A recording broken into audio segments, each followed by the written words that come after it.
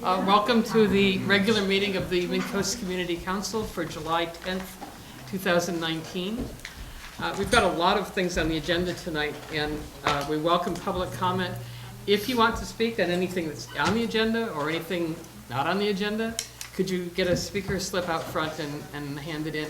We do have a 3-minute limit on comments, both from the public and from the council, except during a presentation. Point of order? Yeah. 3 minutes. If it goes around and everybody spoke Yeah. and somebody wants to add a little bit more, I think that's fine. we don't. No, that's, you don't, it's not like 3 minutes and you can never speak again, but. Tonight, in the same evening. Right, Okay, thank you.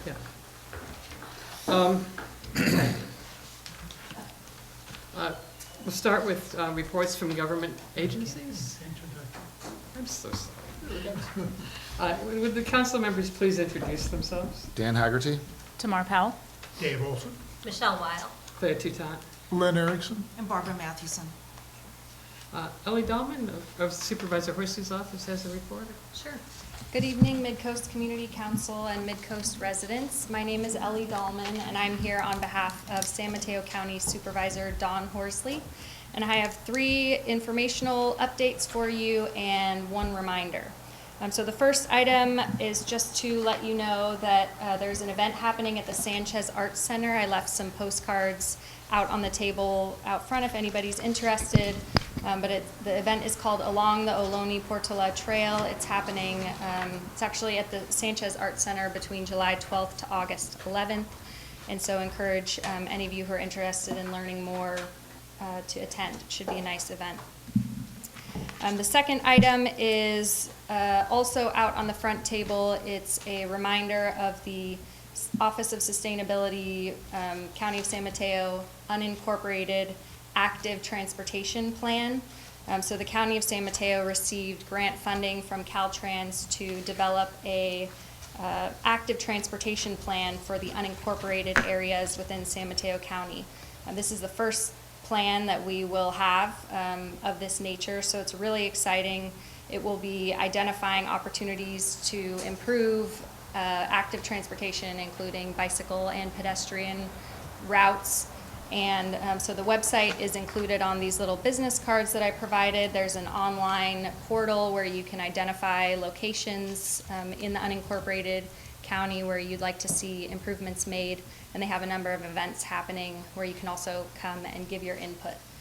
But this plan will help to prioritize, where are the top priority opportunities to improve bicycle and pedestrian transportation in the county, and then also set us up for grant opportunities to be able to secure funding to make those projects happen, similar to what we're doing with the multimodal or parallel trail project.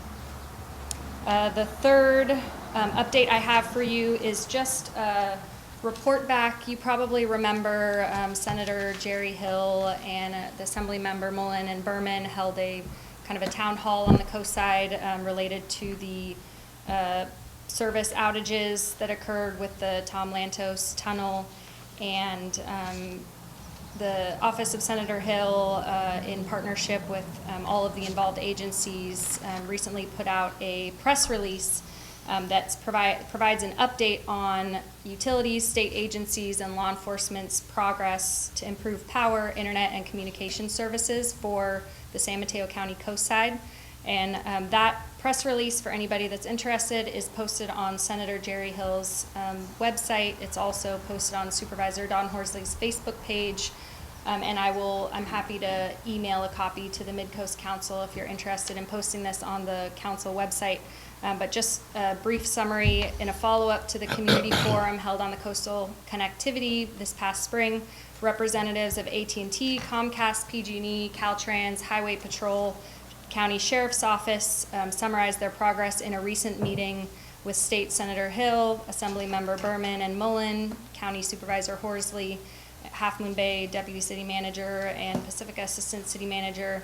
And redundant lines have been installed to provide electrical power to Lantos Tunnel. Those are now in place, which were not there before. And this improvement will greatly reduce the likelihood of outages due to power failures, which can lead to closure of the tunnels. A representative, actually the District 4 Caltrans director, was in attendance at this meeting as well, Tony Taveras, and the press release also states that he shared with the group that Caltrans is exploring ways to secure an on-site power generating station to provide backup power to the tunnels in case PG&E needs to initiate a public safety power shutoff or if a major emergency occurs. And then lastly, I'll just mention representatives from AT&T and Comcast and PG&E said that we're also in attendance, and they stated that their companies are working on several projects to increase the resilience of their systems as part of the near and long-term efforts. So there's quite a long, the printed copy I have is about 3 pages, and I won't bore you by reading the rest, but those are just a few of the highlights from the meeting that Supervisor Horsley attended. And so I'm excited to share that information with you, with some information about the progress. And then the final item I have for you is just a reminder that I emailed you all a copy of the narrative responses for the grant application for the Parallel Trail project. We are seeking $400,000 in construction funding to go towards construction phase of the Parallel Trail, which is a bike and pedestrian trail, for those of you who are not familiar, that will be constructed east of Highway 1, just about where the Naomi Patridge Trail ends at the Half Moon Bay border, and it will stretch north to the Coronado Street intersection. So that will be a really key connection, especially for those residents of Miramar and El Granada, and actually the Princeton Harbor as well, because once our portion is constructed and once the city of Half Moon Bay finalizes their Naomi Patridge Trail final link, residents will be able to connect all the way to the city of Half Moon Bay. So I look forward to any feedback, comments that you have on the narrative responses to make sure that we're presenting the best, most urgent case in our grant application. So let me know if you have any questions, and I think I requested any feedback no later than this Tuesday. So the sooner the better, because I'm going to be finalizing the grant application around Thursday of next week at the latest. And that's all the information I have. Send that to all of us? I sent it, I thought, to the Midcoast Community Council I main didn't get email. it. I didn't Okay, get it. maybe I it didn't get was, okay, maybe I put the. did not get it as of 6:30. Okay, I'll go double check. I thought I sent it to the all council email, but maybe I had a typo in the email, so I'll go double check that. So I'm slightly confused about what you sent us. You did get our letter from last session? Yes. Yeah, okay. So your that's not a letter, problem. the letter will be part of the application package in the community support section, where the grantees or the grantors are asking us to illustrate support from the community, and the purpose of the email that I will make sure was sent to you this evening is to get any feedback from you all as local experts of your community to ensure that what we have prepared for the narrative responses to the grant application questions is thorough, accurate, and inclusive of all the details that we should be including to make the case for funding this project. I'll open it up in a second, but I'm really happy to hear that Caltrans is looking at almost all the things we asked them to look at. It's very good news. Yeah, I was really excited when to see this press release come out, because there's a lot of things happening, and it's really great to be able to share that information with the community. Are there any other questions from the council? Dan? Yeah, hi, Lily. We haven't heard any update on the Graywell Cove stoplight. Can you give us any update? Has there been any movement? Sure. So the county is working in partnership with the Transportation Authority and Caltrans to improve connectivity between, just as a little background for everyone here, to improve connectivity between the Graywell Cove parking lot, which is located on the east side of Highway 1, and the Graywell Cove State Beach, which is of course on the west side of Highway 1. Currently, there is no crosswalk, there's no painted crosswalk. I think there is one sign that warns one direction of oncoming traffic, that there may be pedestrians in that area. And State Parks estimates over 60,000 visitors annually to the beach. And so for this for this reason, Supervisor Horsley has prioritized improving safe pedestrian access from the parking lot to the beach. We are currently in the design phase for that project, and we're approaching 100% designs. The project currently proposes installing a painted crosswalk, and along with that, due to the high speed of traffic, I believe is around 50 miles an hour is the set speed limit, with probably many people traveling at higher speeds. In addition to the non-standard curves from both sides and the low visibility, Caltrans is requiring that a pedestrian hybrid beacon or hawk system be installed in conjunction with the crosswalk, which is essentially, if you've ever driven on El Camino Real, they've recently installed many there. It's an overhead arm at the crosswalk so that when the pedestrian approaches and is ready to cross, they press the button, which initiates the overhead, what might look like a signal. It starts flashing red lights until it goes solid red, where traffic is required to stop so that the pedestrian may pass, and then it goes back to flashing red, and then it's off.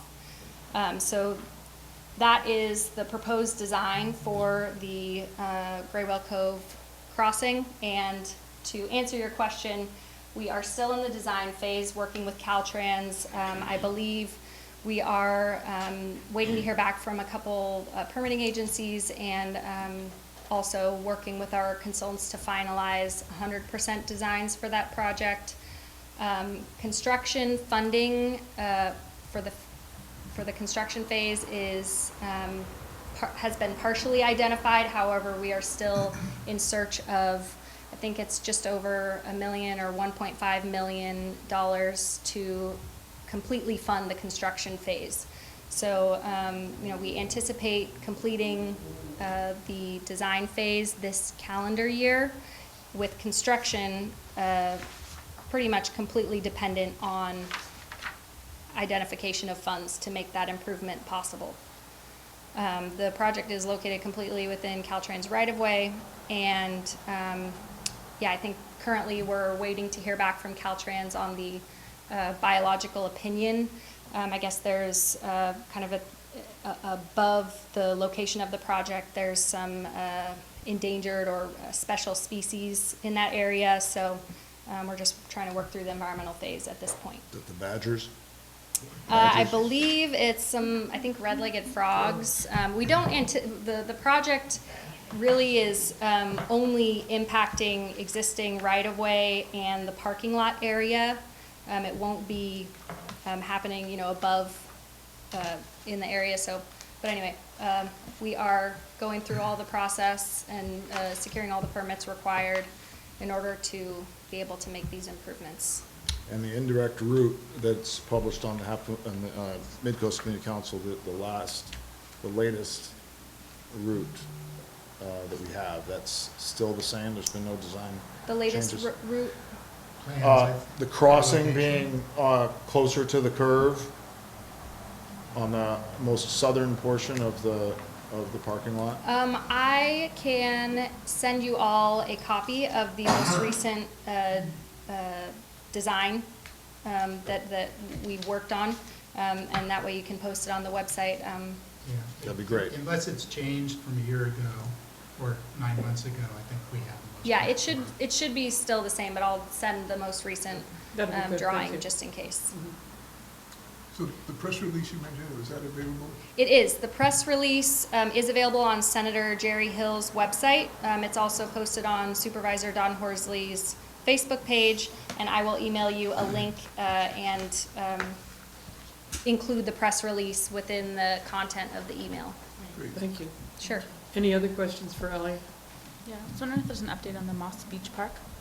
Moss Beach Park, yes, we're working with two different providers for, and for background for everyone who's not familiar, the Moss Beach Playground has hit its 15-year lifespan.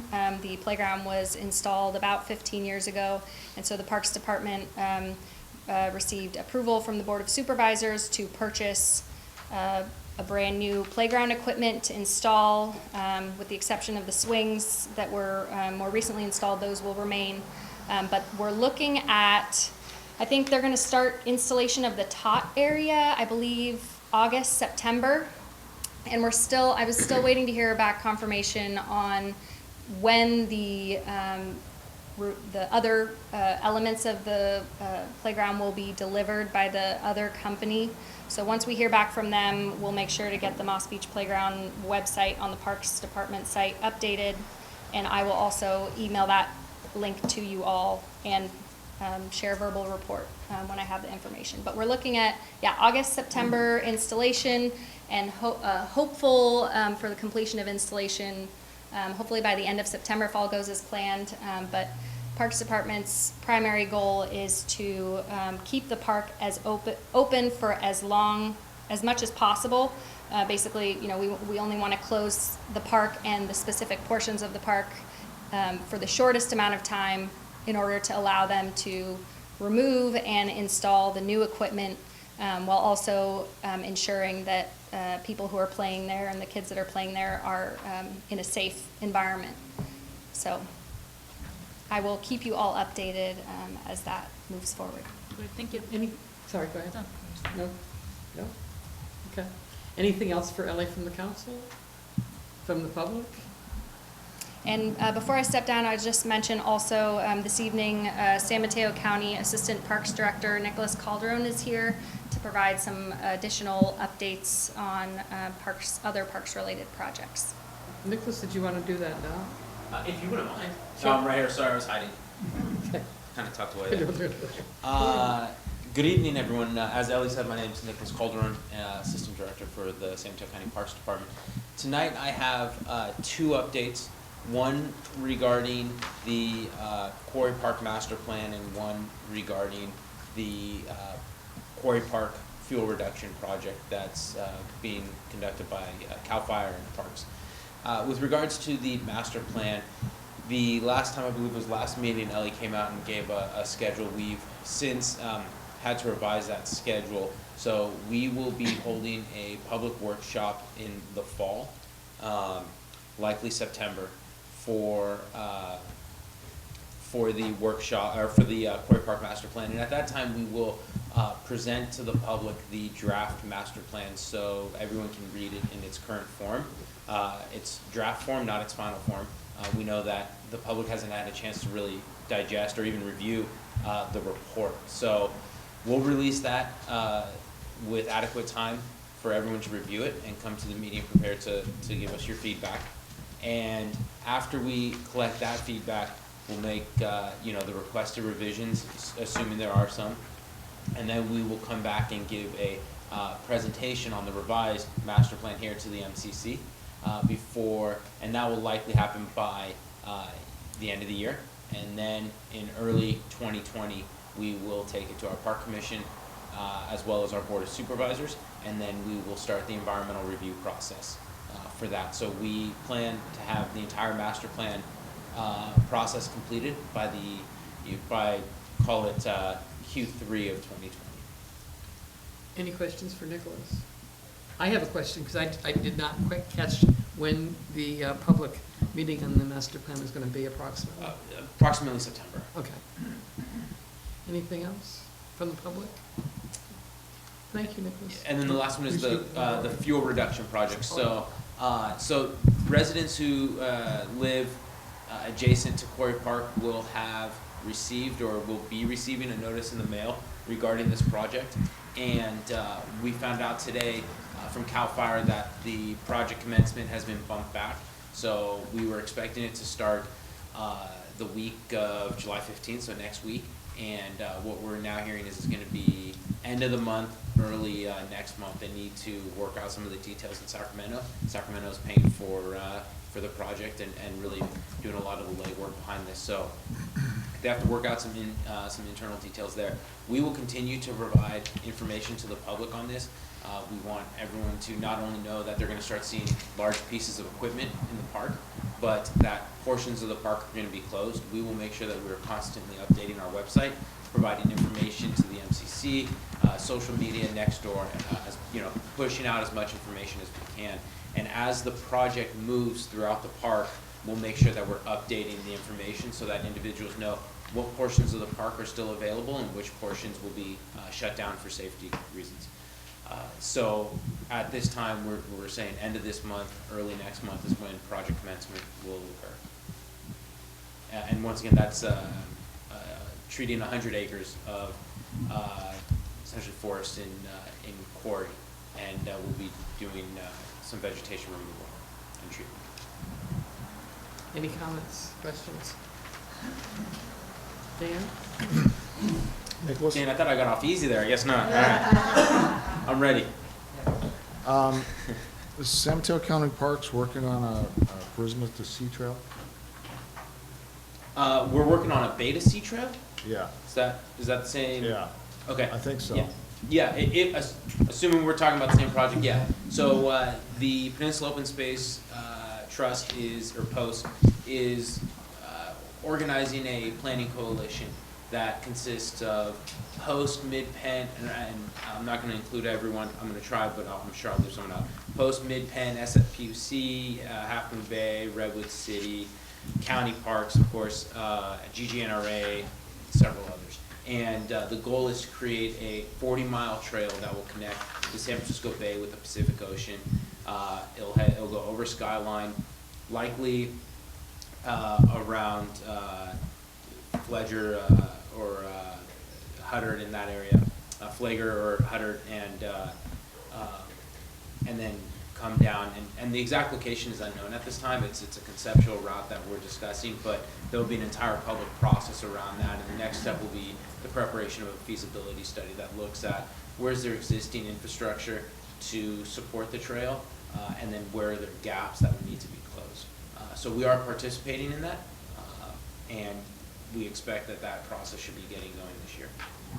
Okay.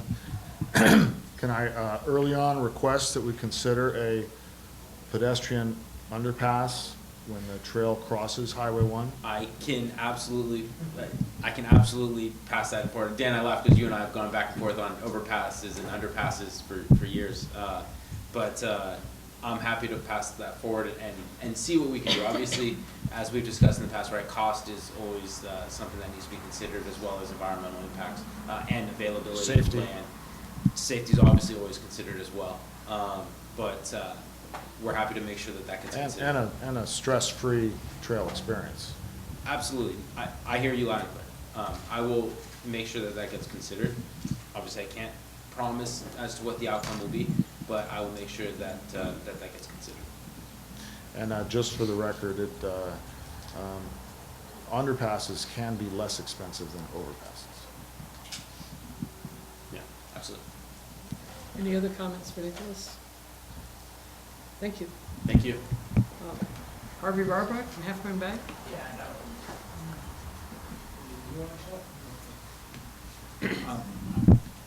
Good evening, council, public.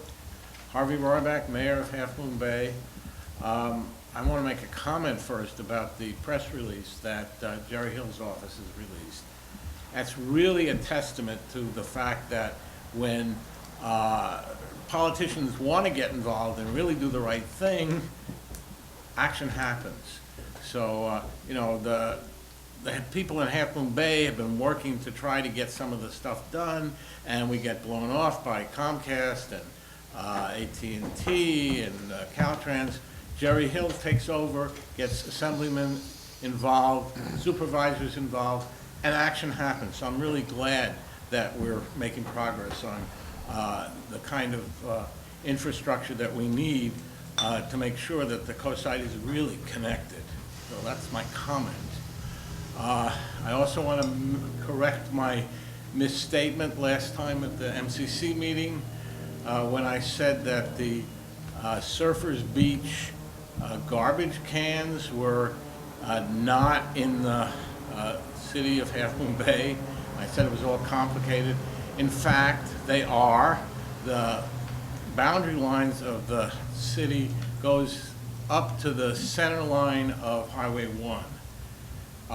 The trash cans are in the Granada Community Services District area, and the city is working with GCSD to make sure that we really come up with a sensible way to get more garbage cans, to get them collected. So we're all on board with the fact that we know that there's an issue with that garbage cans, and we're gonna solve it. Last night, the city planning commission met and considered a after-the-fact coastal development permit for the Pillar Point RV park and the associated restroom. And the planning commission voted unanimously to accept a after-the-fact CDP that has been worked out finally, maybe 15 years after the fact, but it's done. And it's going to add 8 ADA accessible parking spots and a EV charging station right near where the existing trail comes close to the RV park. So that's a step in the right direction. The plan for the restroom is going to be very nice. The funding is still up in the air, but the conceptual plans include 3 all-gender restrooms, showers, signage. It will be a real nice addition. If you've been there now, you know that we have some porta potties, so that at least we have some way that people can relieve themselves who go to Surfers Beach. Step in the right direction. The other thing that's maybe of interest to you is the Coastal Commission is meeting this week in San Luis Obispo, and on Friday there's going to be an all-day workshop that will include 2 or 3 hours about sea level rise, which is clearly of concern to the whole coast side. And I'm the Coastal Cities representative from the League of California Cities, and I'll be part of that workshop. It'll be online if you want to watch the Coastal Commission meeting. All the Coastal Commission meetings are online, accessible, and they're well done. So that's going to be on Friday. And the last announcement I have is next Tuesday on the 16th, where there's going to be 2 events happening that are of interest to you. One is the 60th anniversary of the founding of Half Moon Bay.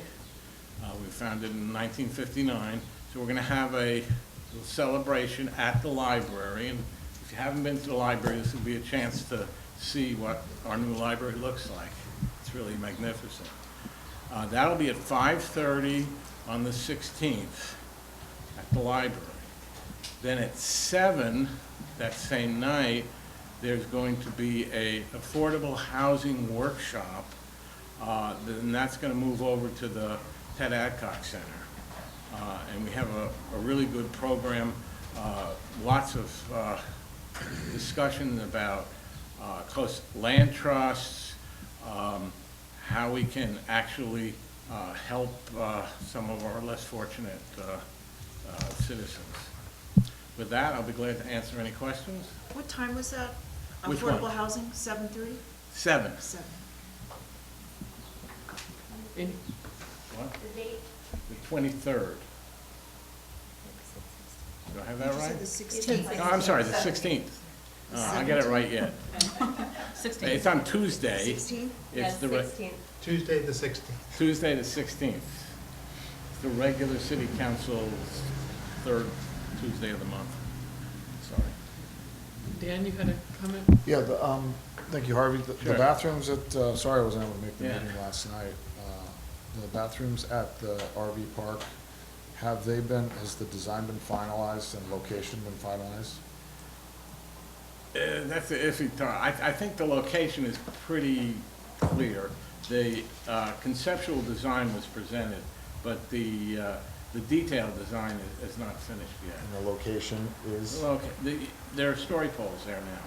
Well, you mentioned the charger, the electric vehicle charger, and the ADA parking spaces. Yeah. So,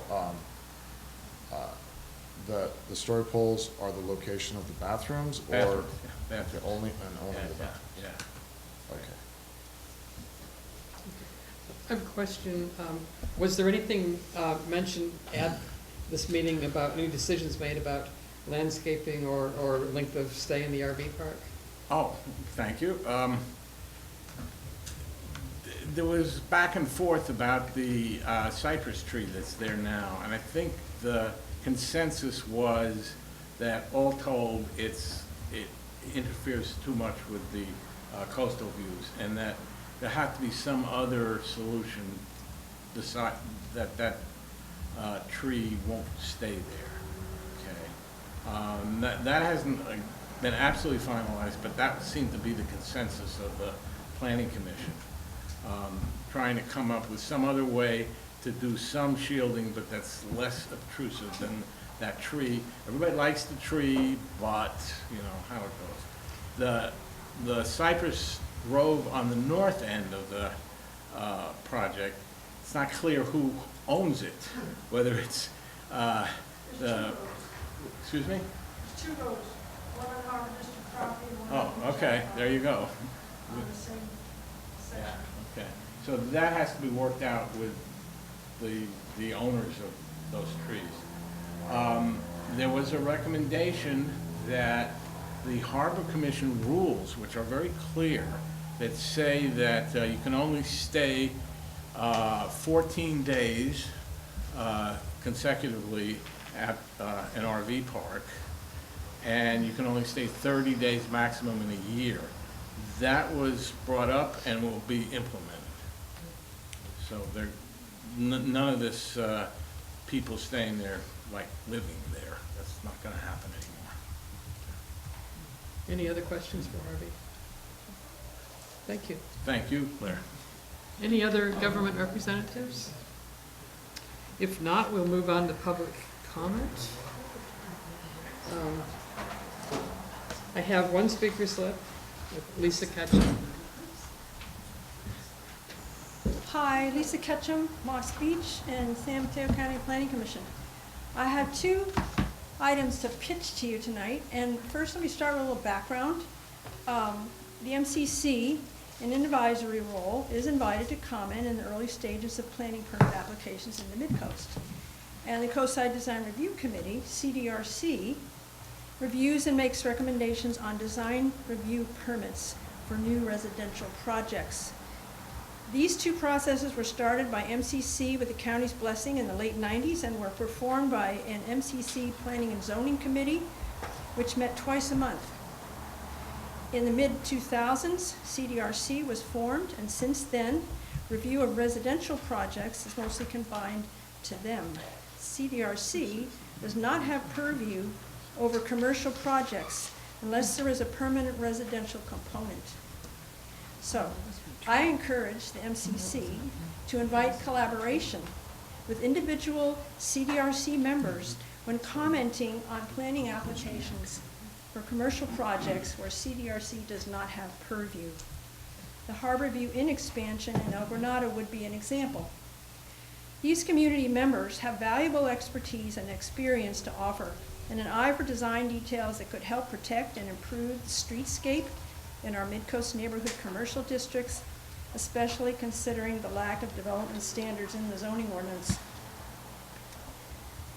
For projects that require a public hearing before the Planning Commission, I would like to emphasize that the value of this community input included in the staff report for commission review is a great help to me as the only commissioner from the coast side to be able to consider and refer to these local concerns during commission deliberation, which can result in project modification and conditions of approval either by staff in their report or added by the commission at the hearing.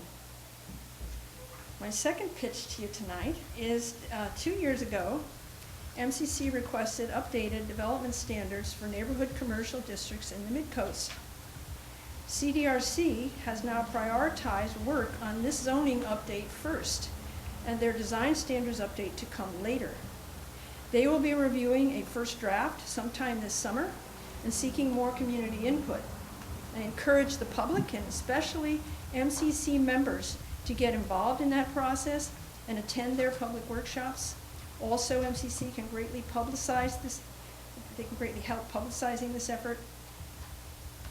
Basically, robust community outreach and thoughtful input is essential for this project to move forward to adoption. Thanks.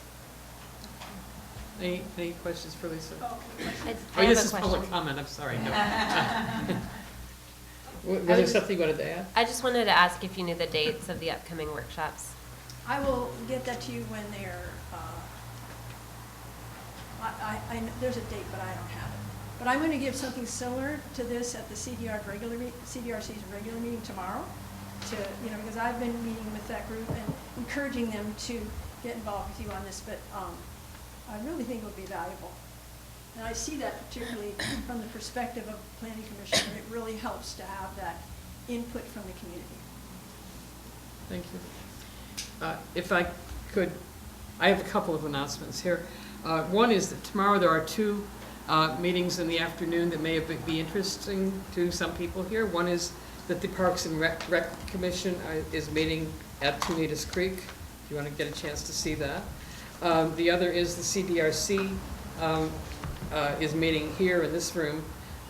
And I would really take this opportunity to encourage people in the community to consider joining the CDRC. It's Coastal Design Review Committee. They look at all the residential applications and have the opportunity to give some input. We desperately need people from Miramar. We also need people from several other communities. So if you're interested, let one of the members know tomorrow, or contact Ellie. They can contact you, I think, couldn't they? Or contact me. Definitely let one of us know if you're interested. Also, on the 31st of July, the latest in the San Mateo County Climate Ready Collaborative sessions is taking place. In that time, they're going to look at the issue of increased heat and what effects that's having and will have in the future. Move on to the consent agenda. Do we have more public comments? Oh, no, I don't have any other speaker slips. Was there someone else that had one? So moving on to the consent agenda, we have 3 items on the consent agenda. One is the minutes from the last meeting. Also, the treasurer's report for the last year, and in addition to the council work plan priorities list. Do I have a motion to approve the consent agenda? I'll make a motion that we approve the consent agenda. Second. Second. All in favor? 7-0.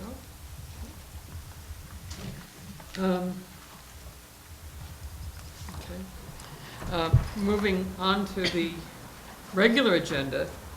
The first item is regarding the Airport Street bulk propane facility. And the reason we're looking at this tonight is that there's been an application for a revised scope of after-the-fact coastal development permit to legalize additions and expansions of use. This facility, which is located on Airport Street immediately adjacent to the Pillar Ridge community, has a long history with the MCC, with the county, and with the Pillar Ridge community. They've been here, or we've talked about and considered them at least 3 times in the last 5 years. Just to look at what we've done in the past, we're actually not. I think this is part of the presentation that Jose, you're going to do. Is that right? No, I'm going to do it. Okay, but we're not quite there. So Lynn has it. Who's projecting it? But you don't want it on yet? not quite yet. soon.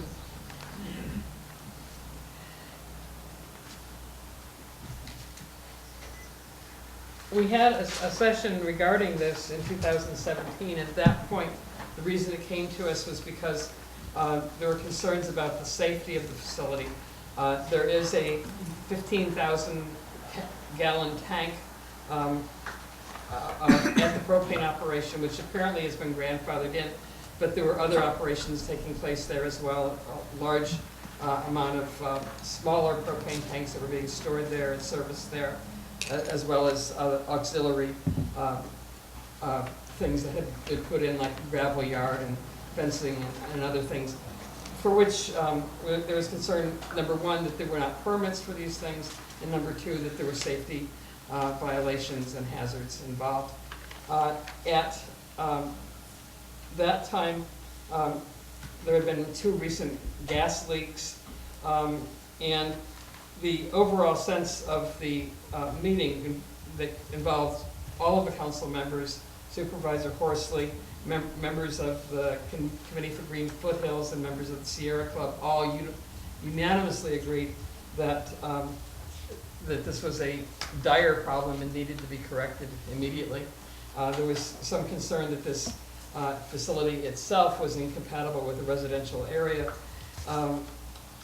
We have looked at this again between that meeting and this one, and recommendations that have been made for this include, and they're spelled out in our letter for tonight, the fact that there are hazards and social justice implications, and that this is an incompatible land use so close to medium high density housing, and that there is a long history of odors and leaks, and of the operator not being directly honest and fully transparent to all concerned about what is actually going on in the small tanks, whether they have propane in them or not. At the last meeting, the operator agreed to remove all the small tanks and to search and to seek a permit for all the auxiliary installation there, the gravel lot and the fence. Since that time, there have been other issues, but before we get into those, I think there is a community presentation regarding some of the things that have been brought to our attention before as background. So now we can go ahead with the presentation. Thank you. While he's getting that started, I just want to say to thank the MCC for a long history of supporting our community. This goes back to the early 2000s when we were trying to get mobile home rent control, and this venue is an invaluable service to the community to get the word out and all that, and for your support on this. I'm just going to give some background on, basically I'm going to run quickly through the presentation we made here in 2017, in October 2017, and just to give you a sense of, for people who weren't on the council then or whatever, what was going on. Is that as bright as it's going to get? Turn up. Given the more lights. brightness of the outdoors, yeah. This one, lights. Okay, so the red arrow is pointing to the propane 15,000 gallon tank. You can see our community there, 227 homes. Next slide. This is the larger tank and some of the small ones. You can see the nearest home is about 75 feet from that big tank, which is actually pointing at the homes. I say that because if they explode, that's like a cannon. But anyway, the analysis for explosive and fire and the hazards of this use, this Robert Shaw that gave this consultation is where the community is the sensitive receptors, and basically we would be toast in the event of a disaster. Next slide. So this is what it looked like when all the smaller tanks were there, which they had been told to remove. This is, Jose takes all these pictures. Jose Temez is here tonight. This is from his house, and so that's what it looked like then. What does this say? 1217. All these years, these tanks have been there, off-gassing the odorant, and just, I won't go into the details, but basically we were always told by the propane people and even the fire department that all those small tanks are empty, not at work, not a problem. no hazard. Next slide. So there's one of the small tanks that they're moving a load of them out that day, and they banged the valve off. Anyway, so there was an explosion, and clearly that tank was not empty. And they said, up, you know, because they need to get it up into the wind because it's heavier than air, and if it gets not windy, it'll blow down under the homes. Anyway, the people up downwind of that were running from their house. It was a mess. And by the time the fire department came, that had finished happening. And when the fire department came on site, the operators there never let on that there had been any problem at all. If we didn't take that picture, if they hadn't gotten that picture, nobody would believe us. Next slide. Only a few weeks later, there's the big tank leaking. So this came in as an odor call, you know, gas leak. And the fire chief got there, upgraded it. Apparently, so the resident manager is here tonight too. He was interacted with the battalion chief that day, and I guess when the AmeriGas guy came to the site, he said, "Oh, don't worry, that tank's empty." But anyhow, and we don't know how long the leak was going on. Okay, next slide. So basically, once again, there's the tank, the arrow's pointing, there's our community, and we had asked the county back in 2015 to move this facility away from this location. This came to my attention in 2015 because the Big Wave project was working on their final plans, and I noticed in the plan set there was a wall called a propane deflection wall between Big Wave and the propane yard, because like I say, if it's not windy and there's a leak, it's heavy and it flows along the ground down towards Big Wave. So they put this, we're going to put this deflection wall so that it would flow towards Pillar Ridge. And I look at that and I thought, no, wait a minute, something. Anyway, so that's when we started this process to try and get it addressed. Next slide. So now this is an update since that presentation in 2017. What has occurred since, just briefly. So 2 years after the county initially told them to move those small tanks, they finally issued a violation notice, and they finally did finish removing the tanks. That was in November 2017. Then in February 2018, the application came in to legalize these, well, the fence basically, and stuff that didn't have permits. And then in 2018, when the MCC wrote their previous letter, that was when the referral came to you on that CDP. Next slide. In February 2019, they come in at dawn with a whole new load of tanks and put them on the site. No permission, nothing. There they are. Next slide. And then the fire hazard of the habitually neglected dry weeds. In 2018, finally called in August, said county had to tell them to cut the weeds. Here it is now, July. These are pictures from the other day. The tall weeds for scale. The fence is 8 feet tall, so you get a sense of it. Next slide. And then in this slide, the fence in the foreground, above that area is the power lines, so that's an issue too, and there's the tall weeds in their yard. On the Pillar Ridge side, it's mowed. I think that's the end of the presentation. So that's just to give you an update on what's been happening. Thank you. So what we're being asked to approve tonight is use some light here. The owner or operator of this facility would like permission to begin or continue again storing tanks on the property, to bring tanks in and out as they deliver them to customers. They say that they would meet the criteria for being transported on open highways, that they would not be cleaning them or flaring them. So given the history of this facility and the fact that there's been repeated violations and that none of the permits that they were asked to get have been issued because they haven't pursued them, our comment letter is to oppose their getting this CDP modification. The final sentence of this letter says the MCC is opposed to allowing the grandfathered use of bulk storage tank to continue at this location, even more so to allowing the expansion of the use as a depot for smaller tanks. So Are there any clarifying questions from the council? From the audience, from the public, any clarifying questions?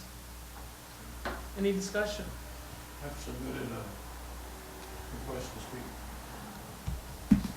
speak. We need to see if there's any discussion from the council, and then the public can make comments. I have just one brief question. Hi, my name is Paul Bowman. I'm the property manager at the Pillar Ridge Community. I'm sorry. Thank you, council members. My name is Paul Bowman, and I'm the property manager at Pillar Ridge Mobile Home Community. Just a quick question. Had the propane yard operators given any information about what their protocols were, or if they had any protocols in place for what their plans were for the depoting of the smaller tanks? I know that they claimed that they didn't have gas or vapor, explosive vapors in them, and to the best of our knowledge, they were using the site to devalve the tanks, which was releasing the odorant and the mercaptan into the air. I was wondering if they had updated anybody about the proposed use of what they were going to be doing with the tanks that were at that site. They That did was my question. attach a rationale for why they should be allowed to do this which came along with the referral, and I'm looking for it right now. And not seeing it. It is on the website. Does anybody? I only ask because my concern is that it will just be, they will continue to operate in the same manner that they have previously. That's our concern as well. Yeah, so that's all. Thank you. I have a question. I think maybe we should let the council see if they have any discussion, and then we'll go to your question. Question. Mhm. Do we know, is there any monitoring that the owner was doing, or any systems that they had? Or was it just relying on, like, if people smelled something or saw something, that was the only way things were being checked? Did you want to ask that? Oh, sorry, yeah. So my question is, did this facility have any process for monitoring safety or leaks or anything like that on their own, or was it No just- indication of that. Okay. Jose has seen them, the guys smoking there that are juggling these tanks around, and, as I said, they always said the tanks were empty, and they weren't. This, the sheet that they sent, I could sort of Which we do paraphrase. have actually now. Okay, yeah, basically they're saying, they always said the tanks were empty, and obviously the one that you saw in the picture that were leaking, that was in the process of being loaded on a truck, supposedly empty, so it didn't need a permit to be hauled, so they were even hauling that stuff on the road without the permit, and now, by reading this new letter, we're supposed to believe that now they say, oh, they're not gonna do that anymore, but they said they were never doing that, but it's like, it's, impossible to trust. There's nothing in the letter that they sent to justify this that mentions any kind of monitoring or measuring. They do say that they propose storing up to 100 small tanks on the property. And their rationale is primarily that it would reduce vehicle miles traveled with the propane tanks, because otherwise they have to go to Santa Fe. Not much of a rationale. The assumption is that most of their customers, which is a valuable service, are down in Pescadero, South Coast, and there is land down there. In fact, the county even has some land down there that might be suitable. During the big wave approvals negotiations in 2015, there was an agreement that Big Wave signed on to, that they would work with the propane yard to relocate it perhaps to their south parcel, but then when it came to doing that, they said they didn't really want to do that, so that's where it ended. Okay. Dan? I just wanted to say thank you, Lisa, for all your work and bringing this to the community's attention. You did a really good job. It actually did come through to the county, from the county to us as a direct referral. So, but the Pillar Ridge community has always been very active, and we appreciate that. Okay, Jose? The question that I was gonna ask, basically Lisa answered, but has anyone here in this commission ever bothered to find out what communities are serviced by the propane yard that's located right next to our community? Because as far as I know, no one in Montera, maybe one or two or three, no one in Montera, Miramar, Moss Beach, El Granada, or Montera, or quite possibly Half Moon Bay, really uses that anymore. And if the horse ranches use it, it's probably for something that they do without it. So then my question is, why can't someone find out where the service area is? And Lisa said they're working with Pescadero to try and reestablish that yard there. As far as my statement, and I'd like to make that, I've lived in Tiller Ridge, which was formerly called El Granada, for 23 years. I raised my children there. And I'm active in the community. Even though I'm not in the homeowners association, I'm eyes on and ears on. And the day that I took the photos of the leak, I was actually trying to get a photograph of a peregrine falcon up on the very top of the pine tree. And I heard the big clang and a pop, and there comes the propane. So I took the photos, and then I ran up to go around the block because I live 170 feet from the big mama tank. And I saw all the residents from that area where the gas was hitting, the propane was hitting, running out screaming, holding their babies who were coughing, and they had handkerchiefs over their mouths, right? And I was gonna take a photo, and the father came up to me and put his hand like that. I won't go into why he didn't want him or his family's photo taken, okay? And I honored that. What I really feel you should know is that I live on Barranca. Barranca is the street that goes right along the fence that faces the bluffs. There are 23 homes there on that side of the street, and on the other side of the street, 40, 50 feet away, there's another 13 homes, of which one is vacant and for sale.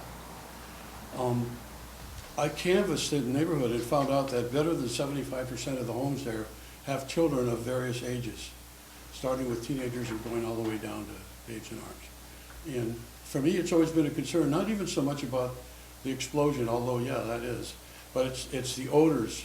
And since we moved there, it's always been very, very stinky. It's the best word I can think of. It smells like burning eggshells. Awful, makes you sick. You can't go out in the garden. You have to close your windows. Most importantly is, since they've moved those 125 tanks out of there, except for the Big Mama, the odors have gone away. And I can open my windows again. And I'm 150 feet. See, so Lisa's point is well taken, my point is well taken. Finally, on the photos I took recently of the shrubbery, dry shrubbery is a fire waiting to happen. All it takes is somebody walking down the line with a cigarette, walking down the airport and go, and you've got a fire, all right? Secondly, about the wires. If you noticed on the one photo that goes along the perimeter fence, all of the weeds in there have been cut down to the ground, thanks to Paul and Lenore. They know about the fire hazard, so they cut the weeds regularly. And you can see that the tree on one of the homes down there it's not their tree, it's the bush on the other side of the propane yard that's come over and flopped over. So again, I think the hazards are real. I think the safety concerns and the health concerns are real, and I hope you take all this into consideration. Thank you. Thank you, Jose. Paul, I do have speakers that here for you. Was there something you wanted to add? Just wanted to just thank everybody for the support and just echo what Jose said. Just as a property manager, we've had a lot of issues with the leaking mercaptan, which is the odorant that's kept in the tanks, and despite claims that there's no gas in the tanks, just the fact that the mercaptan leaks out of these old and some of the tanks are dilapidated, or there'll be revalving the tanks, which is the mercaptan escape. It creates a lot of false positives for people thinking there's a gas leak in the community, and the odor does carry all the way across Pillar Ridge fairly frequently, and it makes it difficult for anyone in the community to even feel safe about reporting an actual gas leak. And we've had people just shrug their shoulders when they smell the mercaptan, because they say, oh, it's just a propane yard, when in reality there really could be a real gas leak from a PG&E service line that does service the park. And so the false positives we've been getting, having to contact the fire department to come out and check it out, wasting their time and their resources for the false positives. Our request to the propane tank owners or operators, AmeriGas, to keep us informed when they're going to be doing the devalving of the tanks have gone unanswered. We'll just continue to have concerns about that. So, that's all I have to say. Thanks. Yeah, thanks, Paul. So turning to the letter, do I have a motion to approve the letter? I move that we approve the letter. Okay, Second. Of note, on the letter, there's also links on the bottom to all the other times the MCC has looked at this and what our conclusions were at those times. So, open to discussion. I can't say anything good about these tanks being there. They shouldn't be there. They've got to be degassing them somewhere. If they come into your house and take your tank away and they're bringing it to Moss Beach, and then they're going to put it on a truck, where are they getting rid of the gas? Somewhere. So it's got to be there. I think it's a terrible place for these. It's very dangerous. Like Jose said, there's a lot of children living there. When one of those mobile homes goes up in fire, there's no stopping it. I think it's just a disaster waiting to happen. So I think the letter's great, and I support it. Any comments? Yeah, I agree with everything Barbara said, and I'm fully in support of this letter, and I want to thank the members of the Pillar Ridge community for coming out and sharing your, experiences with it tonight. Yeah, it, like Barbara said, it could be a disaster waiting to happen, and I don't want to allow, especially given their flagrant violations of the rules in the past, I don't want to grant this permit, I don't want to see this permit granted. I think it should be, ideally, everything there should be discontinued.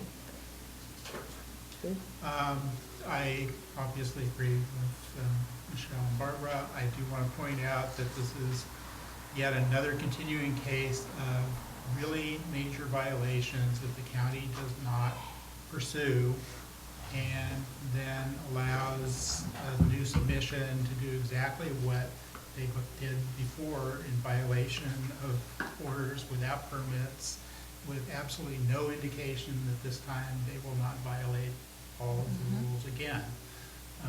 The last time this came around, we found out that there are actually very few regulations about propane storage yards, other than some very basic fire safety standards.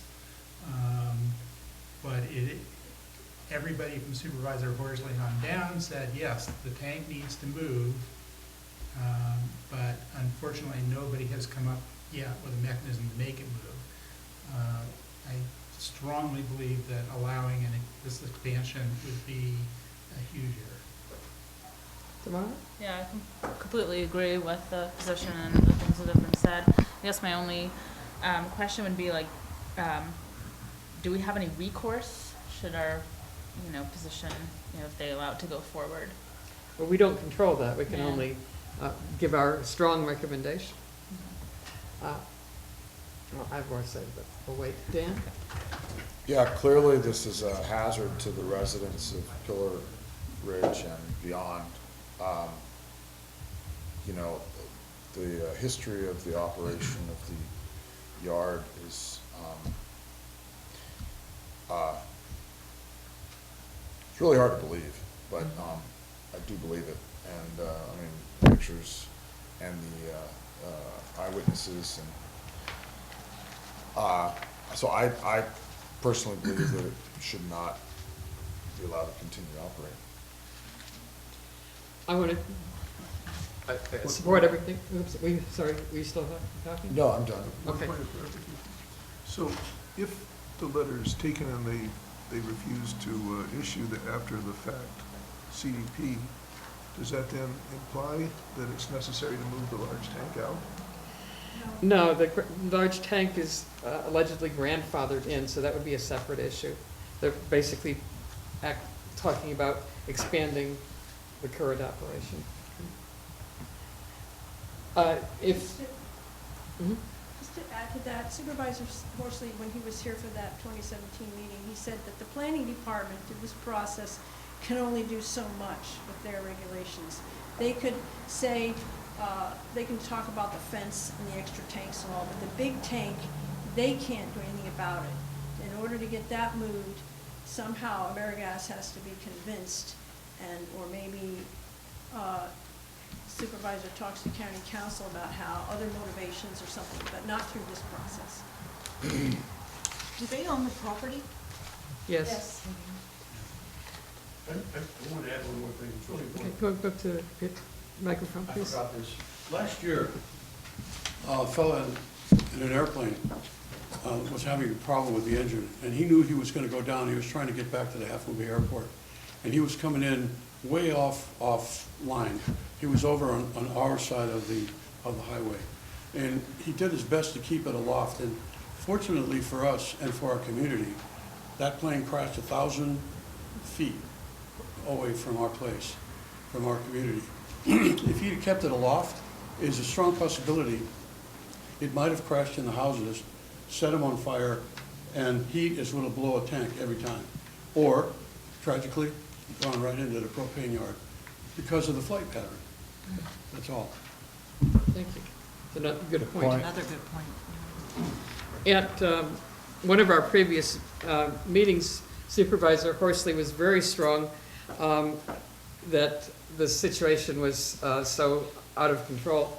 At that point, he said that he was going to look into all possible remedies in conference with the county council.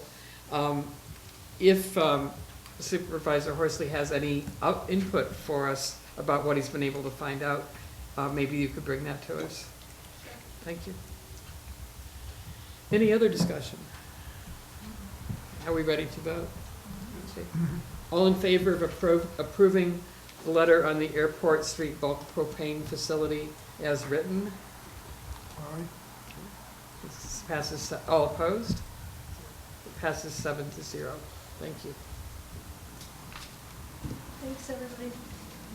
Thank you, Lisa. The next item on the agenda, I need to make a correction. The item is the county and MCC support for National Night Out, not Neighbors Night Out, and that'll be presented by Michelle. So National Night Out is an event that is a national event. The city of Half Moon Bay has been recognizing it and participating in it for many years now. It takes place on the first Tuesday in August, which is August 6th. And this year we're trying to bring the event to the Midcoast. It's basically an event that gets members of the community together through different block parties in different areas of the community. And it's focused on, this year we're trying to get the focus to be on emergency preparedness. We've had a lot of discussion about that in the community lately. And the idea is really to just get neighbors out, get to know your community, get to know who has different areas of expertise, and can help community members get prepared in the event of an emergency.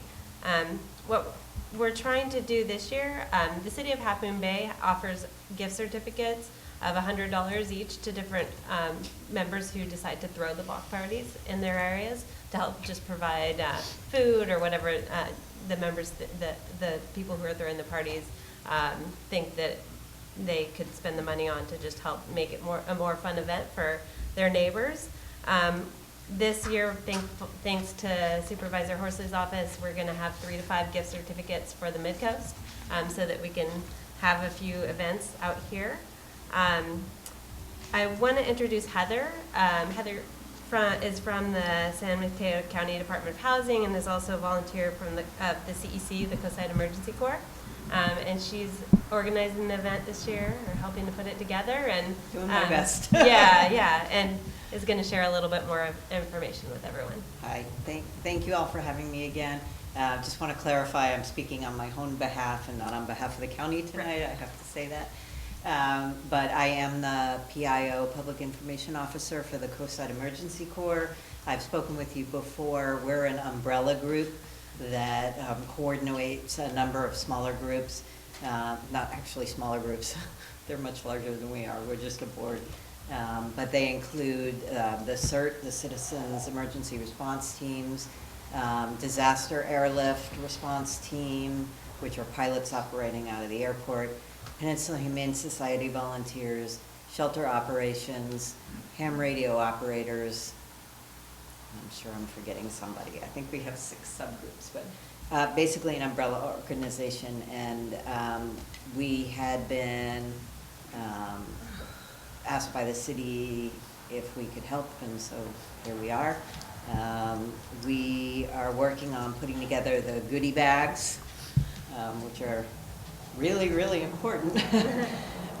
We'll be working with county fire, county sheriff, ambulance folks, everybody. And so we'll have a large selection of materials on how you can get trained with CERT. We have a Spanish class for listos. We're going to be focusing on signing everyone up for SMC Alert, make sure that they're all on the system, and stuff on tsunamis and how to care for your pets and how to stop bleeding and how to prepare your home for wildfires and KHMB and earthquakes, and sort of getting everybody as much information as they can so that they can be prepared themselves. And thank you again to Ellie and Supervisor Horsley for providing the gift certificates. We are coordinating with the city, and Ellie's and MCC, and Michelle has been gracious enough to offer to be the contact point for anybody in the communities who are interested in providing, being a host for a party. And so if they have any interest in being one of the recipients of that gift certificate, they can contact Michelle, and Michelle will work with all of us to figure out how that's going to happen. But the party hosts will get a flyer with the National Night Out symbol on it that they can use, and little party host guide. But they'll be basically responsible for promoting it within their community. And the CERT teams, I'm not sure if the last time I was here they had received their sponsorship, but they have officially been sponsored by the fire, Coastside Fire now, which is a big deal. And they were able to get a $50,000 grant from the state. So they're very active in the communities as well. And they're organized by the next door neighborhoods. So each next door neighborhood has at least one, if not 2 or more, leads to be recruiting folks, and they'll be out and organized. So thank you for the support, Michelle, and we'll be working on it. Thank you. Yeah, and if anyone does want to host, just reach out to me. My email is Michelle Weil, MICHELLEWEIL MCC @gmail.com. Any comments or questions? I hope people do it. It sounds like a lot of fun. Let's move along to the next agenda item, and I will need a presentation video images for this. Are you gonna do it or you want me to do it? If you could do it, please. So the title of this agenda item is Proposed Single-Family Residence on Hermosa Avenue, Miramar. We're looking, this is a referral that also came from the county. We're looking at a building permit application for a single-family dwelling and an ADU and garage on a 20,000 square foot lot in East Miramar. We are not commenting on the design or the project itself. What we are commenting on tonight is only the extent of the application process. So to start off here, this is a picture of the location. As you can see over here on this map, looks like it's not coming up, but it's That's because in your here. computer's in the way. Oh, okay, so we could do something about that. It's not there. It's right over here. And It's cut off, hold on. as you can see from the aerial view, you're looking at a lot with a very clear line through the, not quite the middle, but a portion of the lot with heavy vegetation on one side of the line and grasslands on the other, and you can actually see where it's located now. So next slide, please. Go ahead, hit space bar. Then we got. Len, could you move the, I think the other direction would be better. Okay, can you hear me back there? Yes. If you can pick me up, okay. A little further, please. The issue here that we're looking at is whether or not this property needs a CDP, a coastal development permit. There are two ways basically in which residential projects can be approved. One is with a coastal development project or permit, and the other is without. The difference being that a coastal development permit path requires public hearings at which many pieces of information about the project and about the property can be brought out and put on the record. Otherwise, it's basically the staff provides a report to submit to the planning commission. And what we're looking at here is a map of the Midcoast, and the green areas are residential R1 zoning, and in general, houses in that area do not have to have a CDP. They can be considered by the county staff. And they are also not appealable to the Coastal Commission. The county decision is final with the assumption that they do comply with the local coastal act. They do, however, go to the Coastside Design Review Committee. Everything that's a residential development here in that green area does get reviewed by the design review, and that is a public hearing. But they're restricted to commenting on basically the physical features of the process, like what the design of the house look like, what's the landscaping, what are the materials for sidewalks, that kind of thing. They don't look at the site itself. Just to talk about the rest of this, the blue areas, which are really immediately adjacent to the ocean, are appealable to the Coastal Commission. The blue streaks here are streams, watersheds, and ponds, and they are also appealable to the Coastal Commission. The parcel that we're looking at is actually in one of the green sections. So normally it would be exempt from having to have a CDP. However, if you look at the next slide. Where it is relative to the streams. Yeah. Okay, so if you look at the next one, please. Let's see. In this case, we're looking at getting a CDP for this, even though by its location it wouldn't require one. And the reason for that is because of the arroyo willow forest on the property. The arroyo willows is a wetland indicator plant. It's fairly extensive. It covers 75% of the property. Whether or not it's a wetland, I'm not going to go into that, but the fact that it is a wetland indicator plant means that it should be considered, at least we think it should be considered, for a CDP rather than just a staff review. So looking here, you've seen the picture already. This is a picture of how the house would sit in this lot. The main thing to look at here is these wavy green lines that go all the way around here. That's the extent of the willows at this point. What they're proposing to do is to cut all of this out, cut all those down, and just leave the part within the red lines as vegetation.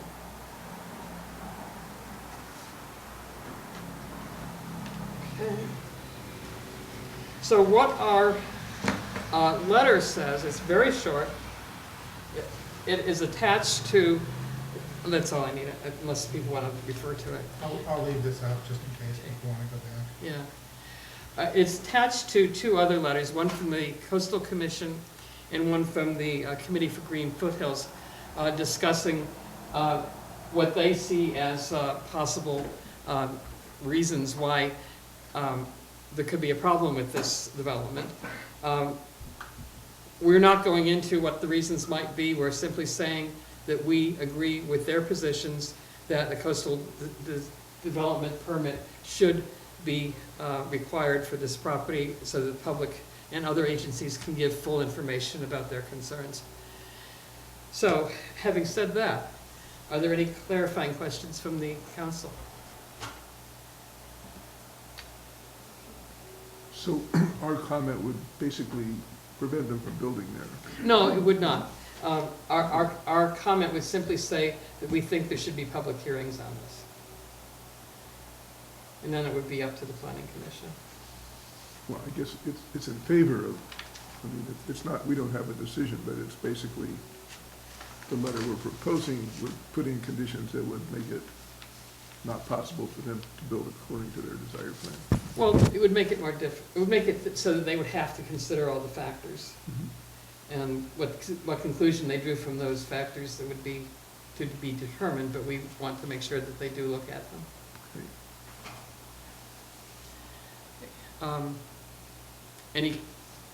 I have a whole lot of speaker slips here, so I'd like to just go ahead and get started with those. I want to make sure everybody gets a chance to say what they want to say, so if we could try to keep it within the 3-minute framework, that would be great. Let's start with Lisa Ryan, please.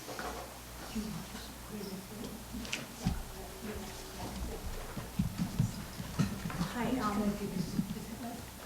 sure, go ahead if you like. I handed them some pictures. That's a picture that I took today of the riparian habitat. It's kind of hard to see on the map. What I'd first like to mention, I'd like to address Mr. Erickson's comment about would this stop the building.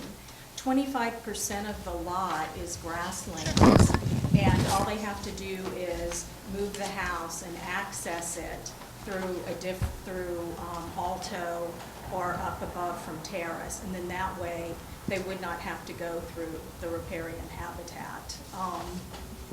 So I've lived next door for 4 years and have had a chance to observe it. My other neighbors have lived there much longer. It runs. There is a lot of water during the winter. I mean, we have pictures of flooding. It is an intermittent waterway. The Coastal Commission does consider it to be a riparian habitat. It is a home for a lot of wildlife. And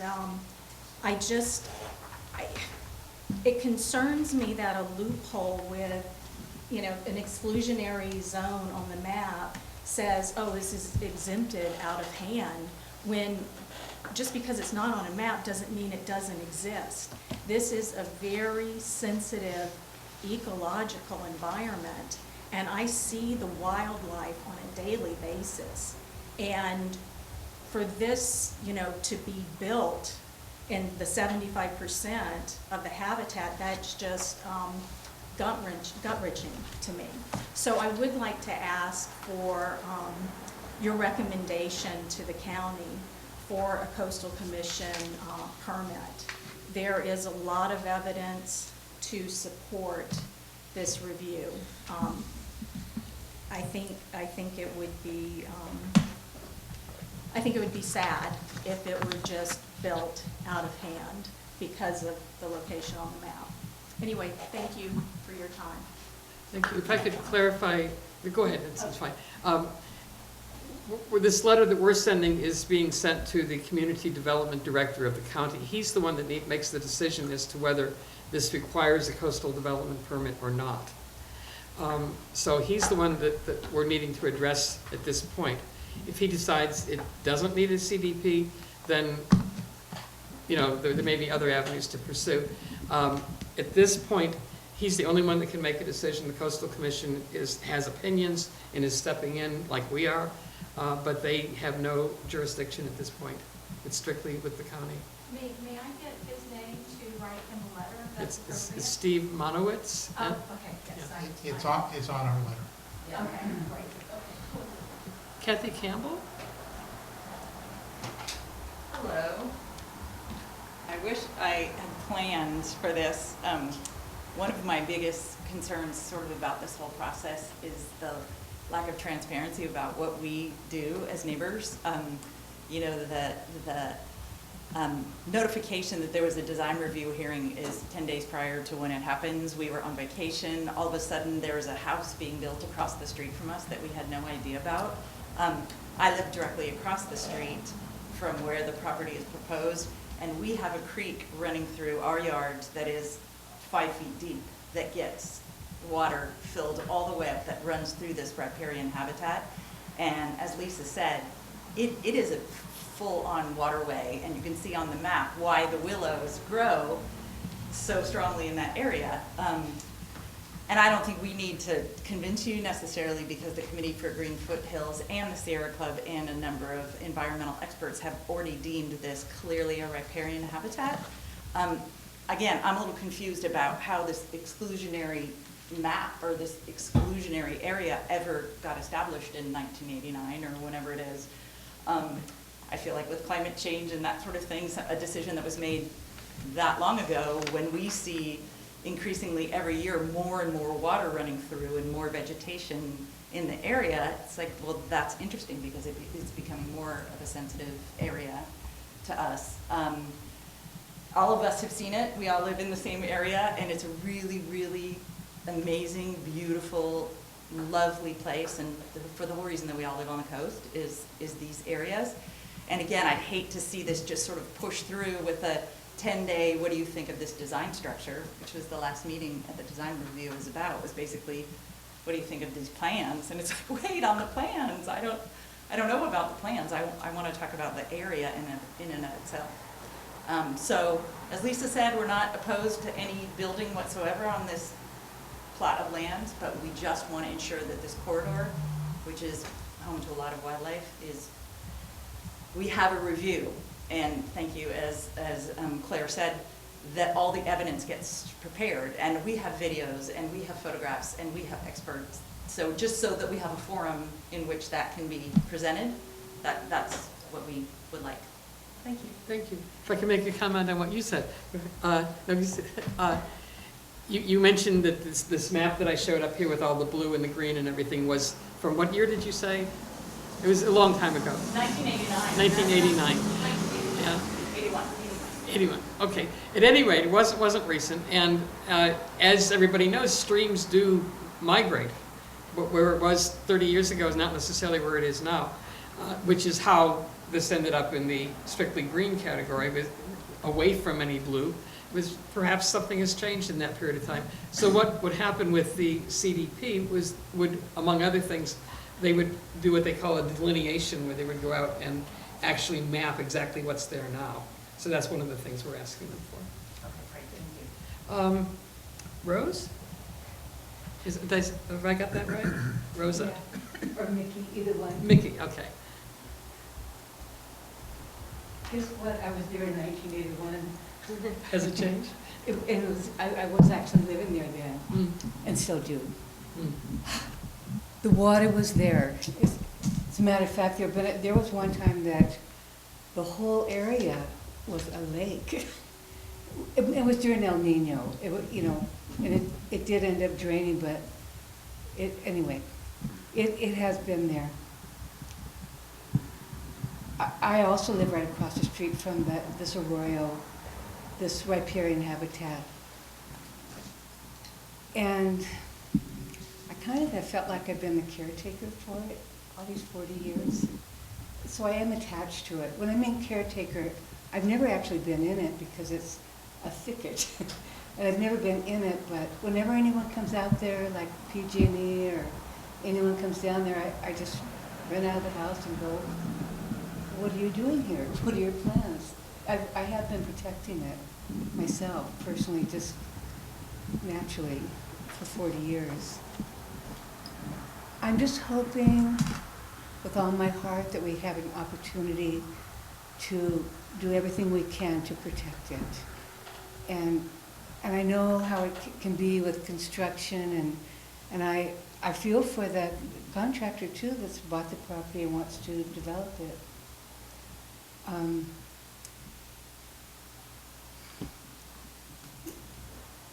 And it has benefited me too. It's not that I'm just after taking care of this. I've been a long time resident. I don't want that to turn into cars instead of trees. And it would be very heartbreaking. I have to tell you that there have been dens of foxes and coyotes in there. Just this year, I even have a picture of this incredible king snake that came slithering out of there, 10 feet long. Can you imagine? And probably this big around. Because I put water out on my property and I feed the birds and I'm home a lot. I see some pretty amazing things. And as I talk about this with my friends, and I go, I'm so worried for it that it might go away. They go, well, what'll happen to the animals? That's what everyone goes, where will the animals go? And I'm so amazed that I didn't really know that we really have things in place to protect things. I'm just learning, this is a huge learning experience for me, and I just thank you all. I just think it's incredible that there is someone anyway that cares. I appreciate it. Thank you. Thank you, Mickey. I don't see any other speaker slips. Were there other people that wanted to speak? Okay. Going back to what we are actually going to be voting on, it's a single sentence letter. It says the MCC supports the position of the Committee for Green Foothills and the Coastal Commission staff that this proposed single-family residence requires a coastal development permit due to the presence of sensitive habitat on the site. So very, very simple. Any discussion or well, let me first ask for a motion to consider the letter. Also move. Session. So it's open to discussion. I'd like to say something. Fred? So, I couldn't remember just what the site was like. I've been in the area in the past. I went over there today and looked at the site both from Hermosa and from Altos. And it's very clear that this is an intermittent stream to me, even ignoring the indicator species of the willow. You can't even see the story poles from Hermosa. The thicket is so dense. You can see the story poles from Altos, but you can also see that quite a bit of the story pole is actually inside the thicket. So what did you say about the story poles? That they are inside the thicket. I forgot my hearing aids, I'm sorry. I understand. Anyone else? Barbara? I support the letter. Mark? Fully support. Dan? Fully support the letter. So all in favor of the letter as written? All opposed? It passes 7-0. Okay. Moving on to the next item. The next item is to review and update the status of active Midcoast proposals being followed by the MCC. You know, we get so many of these things that come to us and we consider them and make recommendations, and sometimes we need to remind ourselves what we're actually looking at and don't forget anything. So Dave? Yeah, bringing it up.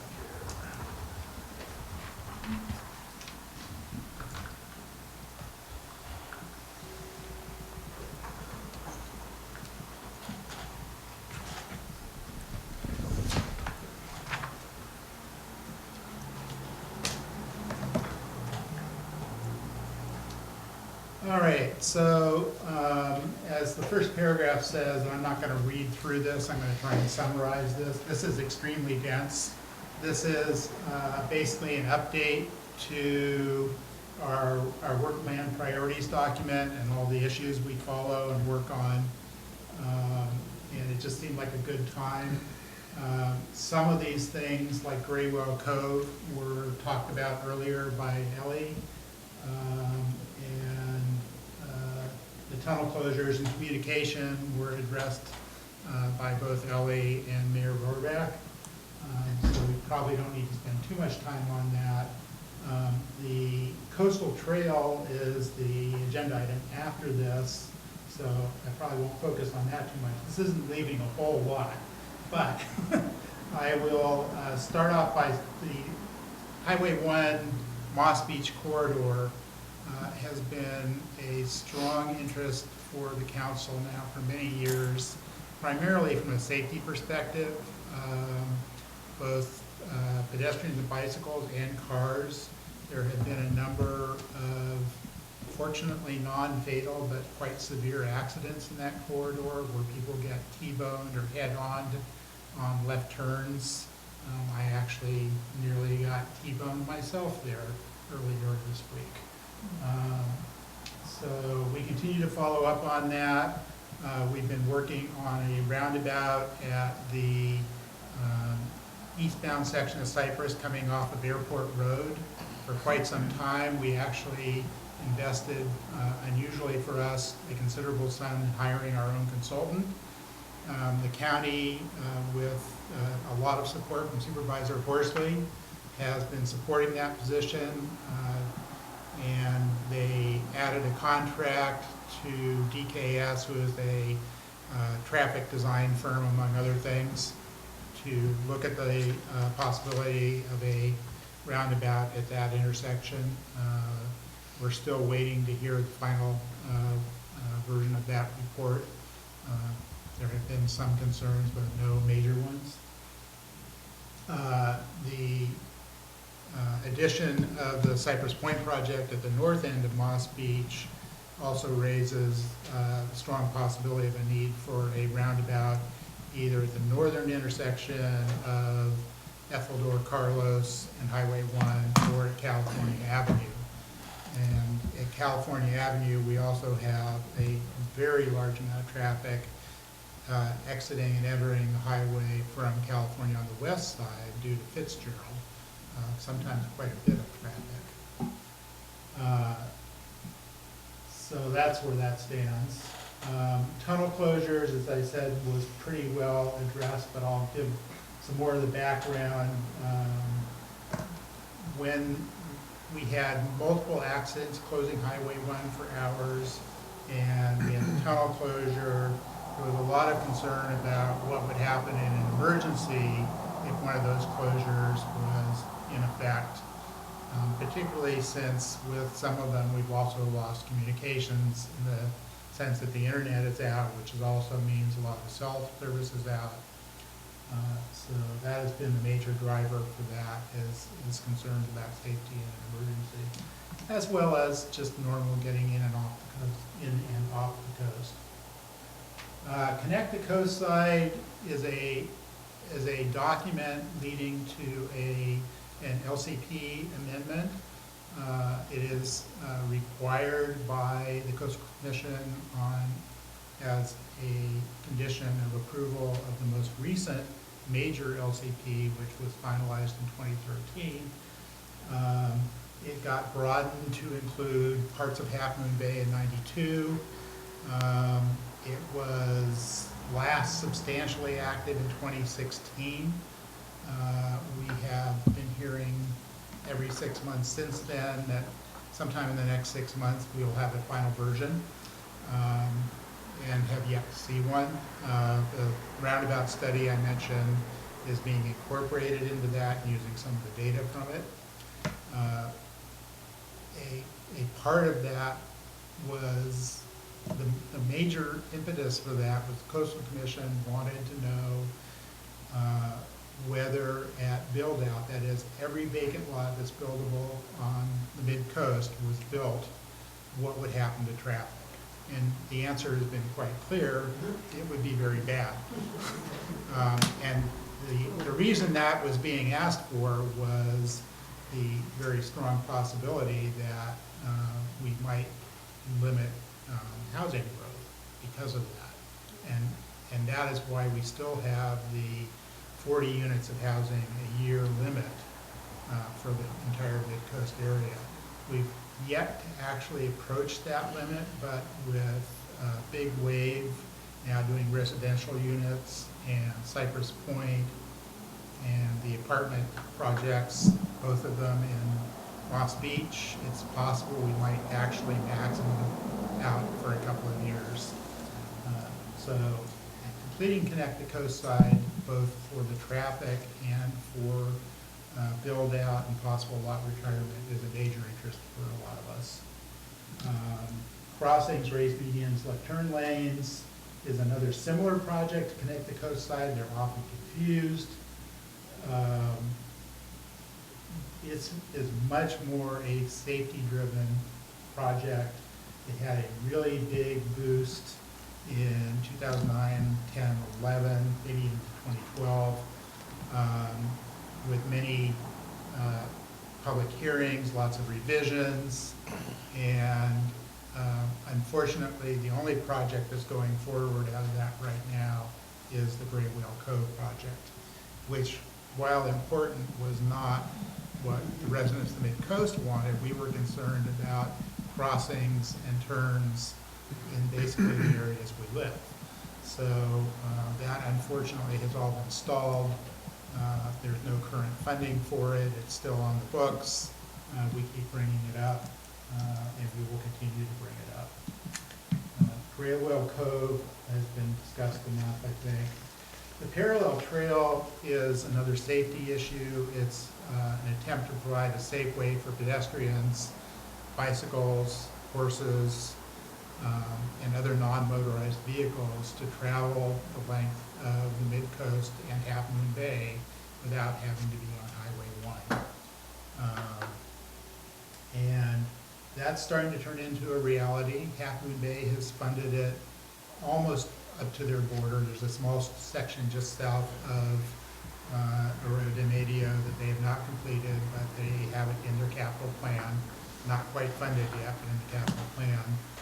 The section just north of that that connects and will cross Arroyo de Medio is the parallel trail that Ellie mentioned briefly and was on our agenda last week. That's now pretty much 100% design. Construction funding is mostly secured. But that's just one segment. We would like to see it continued all the way up to Montera in some form or other. There's been a lot of debate about whether it's on the east or the west side, and and if it's both, which should be built first. So that continues to be a somewhat contentious issue, but there's no current funding. No current funding is a recurring theme of this. Trying to get the county to allocate funding, even with the assistance of Don Horsley, has been hard. So we continue to work on that. We have done some work with Caltrans, particularly Len, to some extent myself, on trying to get Caltrans funding for some of this. The Caltrans funding cycles are very, very long, so that probably won't be soon, but if we don't start, it won't ever happen. Plan Princeton is similar to Connect the Coast Side. It was another major plan to redo the quote-unquote obsolete zoning in Princeton, that is section long known as Princeton by the Sea, not including Clipper Ridge. And that, again, was mostly completed. And again, every 6 months, we hear it's going to be done in the next 6 months, and it has been a lower priority.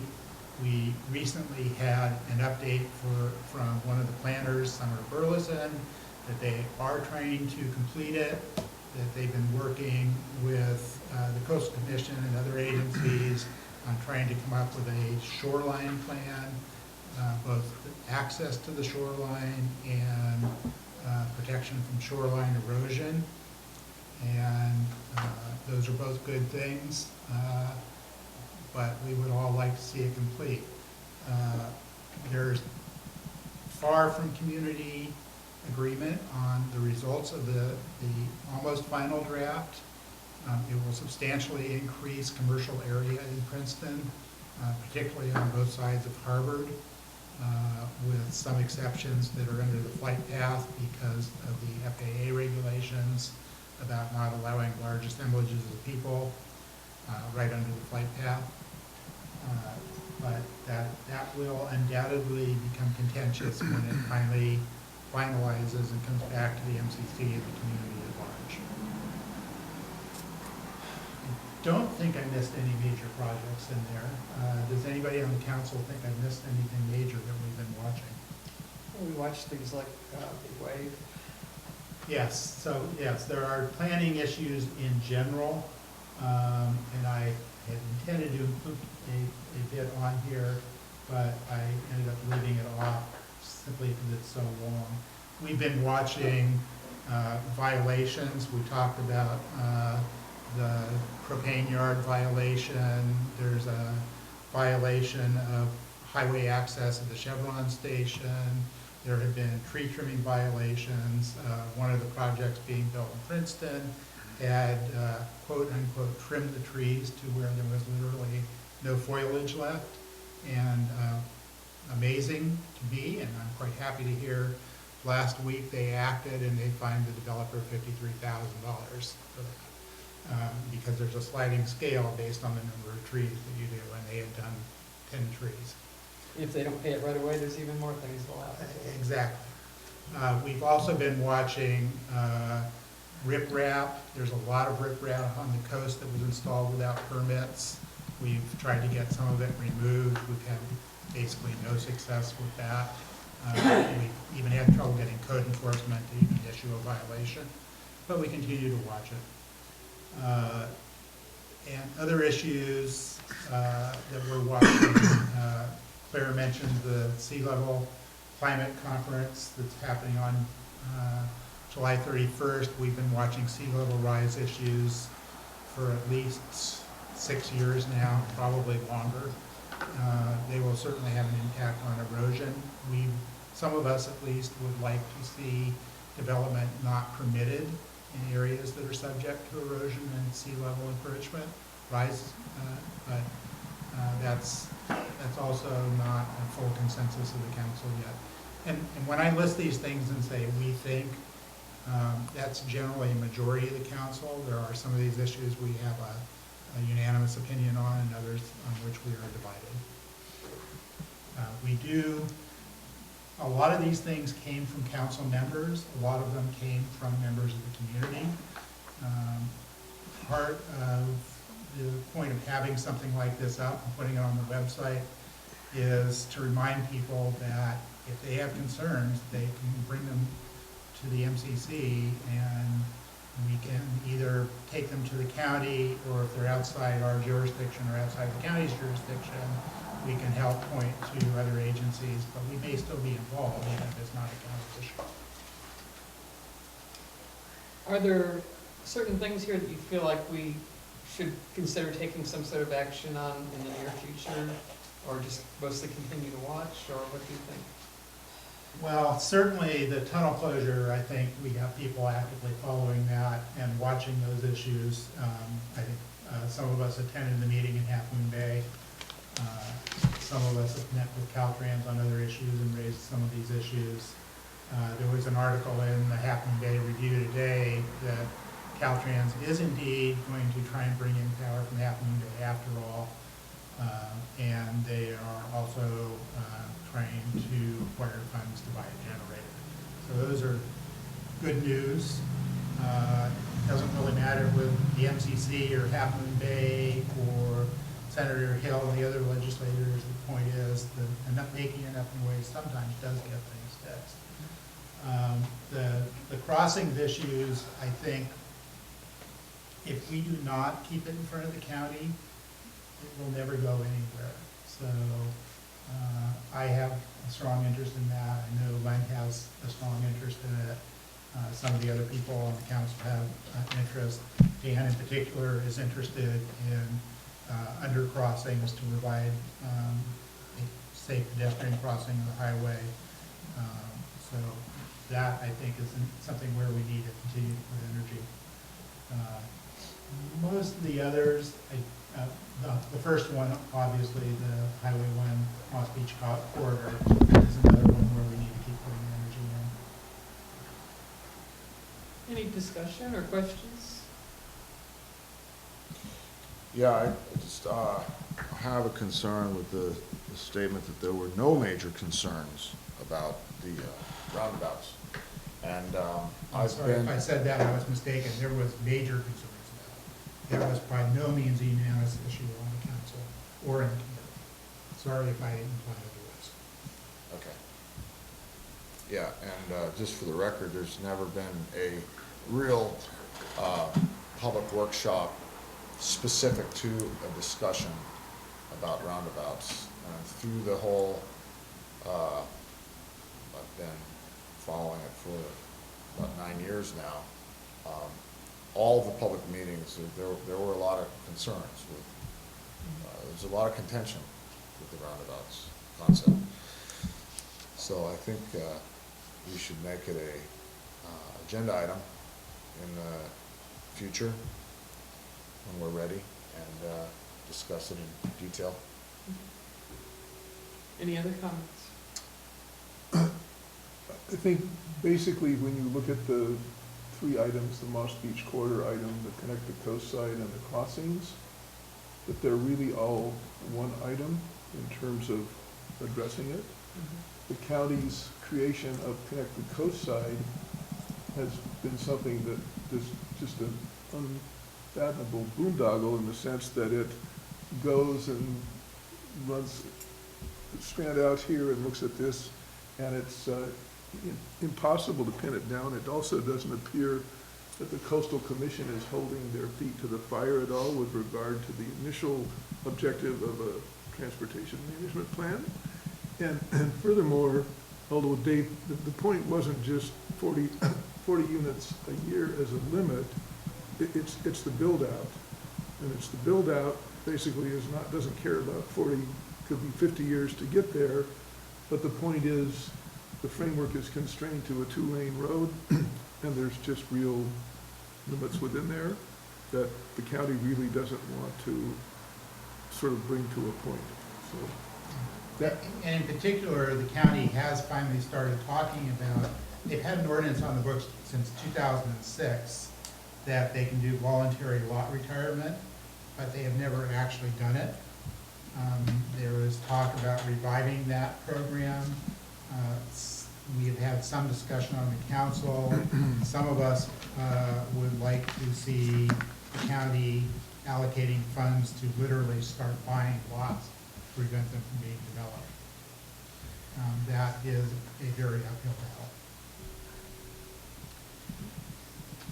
so I guess I fundamentally feel that the council periodically having discussions or following it won't really result in action, that it's an area where I would put forward, the council considered it several years ago, to have an actual State Route 1 committee to look at this issue that allows you to educate more of the community beyond ourselves in discussion. Because really, as it comes forward, there are issues which we primarily alluded to, the hard nut choice of, okay, when you get to California, if it isn't okay just to drive out onto the road and dodge the cars, you're either going to put a stoplight or a roundabout. And the counties began to get that. We got education from a Caltrans grant starting, now practically 10 years ago, that looked at that in detail. At that point, nobody really knew what a roundabout was. Since up and down the state, communities have addressed the issue. Some have put them in great numbers, some haven't. And so I think that's a process in front of us. And I think the only way we can do justice to our community is to have, in some sense, a larger committee process to look at it that goes beyond our meetings. Okay?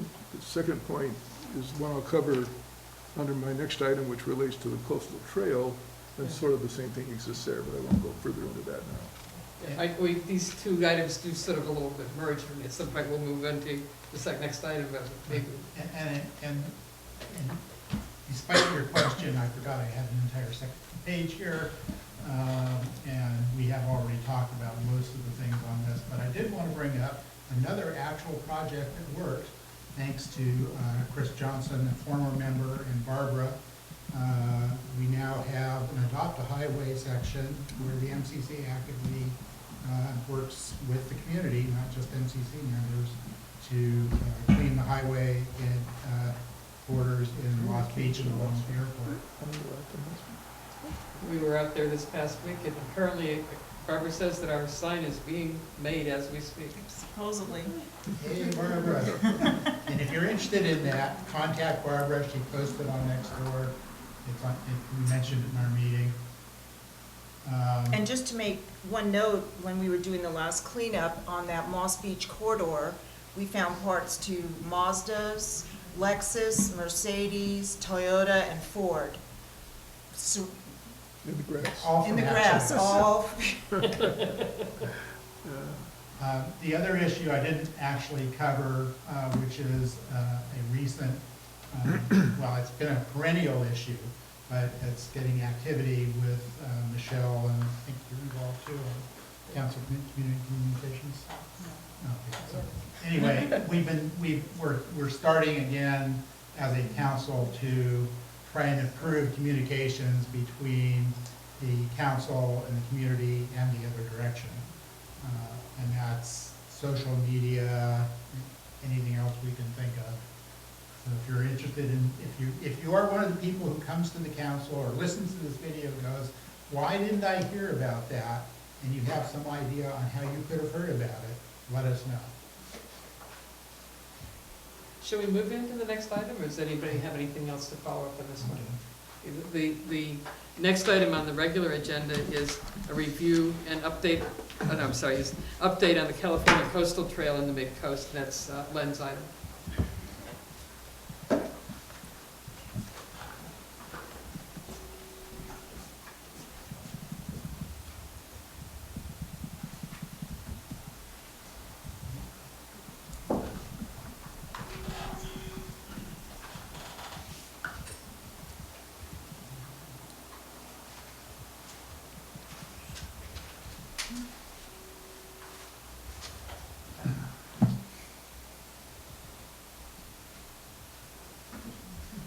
Thank you, folks.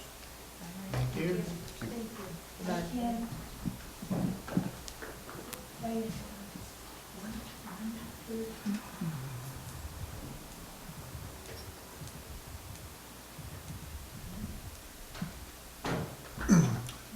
So this is just a quick review of the California Coastal Trail as it relates to the MCC.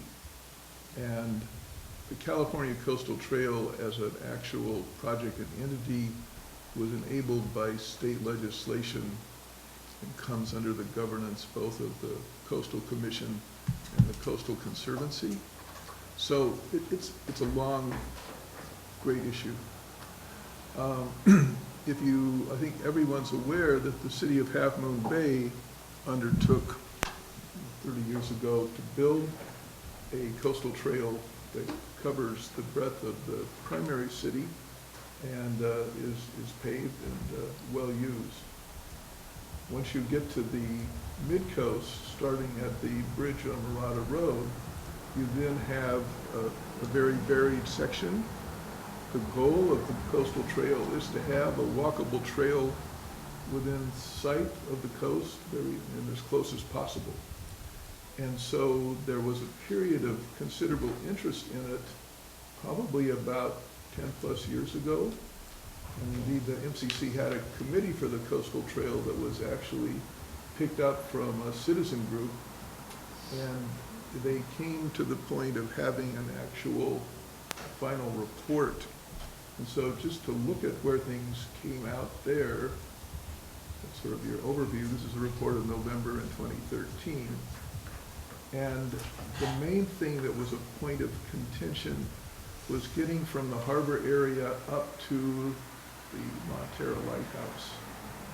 And there is a way to do it using Pillar Point Bluffs, which have become a park now, and going through a little bit of housing in Seal Cove that gets you there. But the real bone of contention from most coastside people in the county is that this over here, this is Airport Road, is marked as the coastal trail. And over here is where people would like to be walking. So I'm sorry, here is Airport Road here.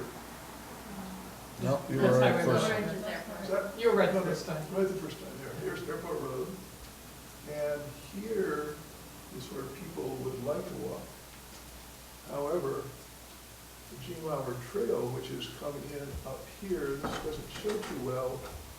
This is a bicycle trail, but there's a trail right at the crown of the hill here, which was originally a compacted dirt and very nice walkable trail.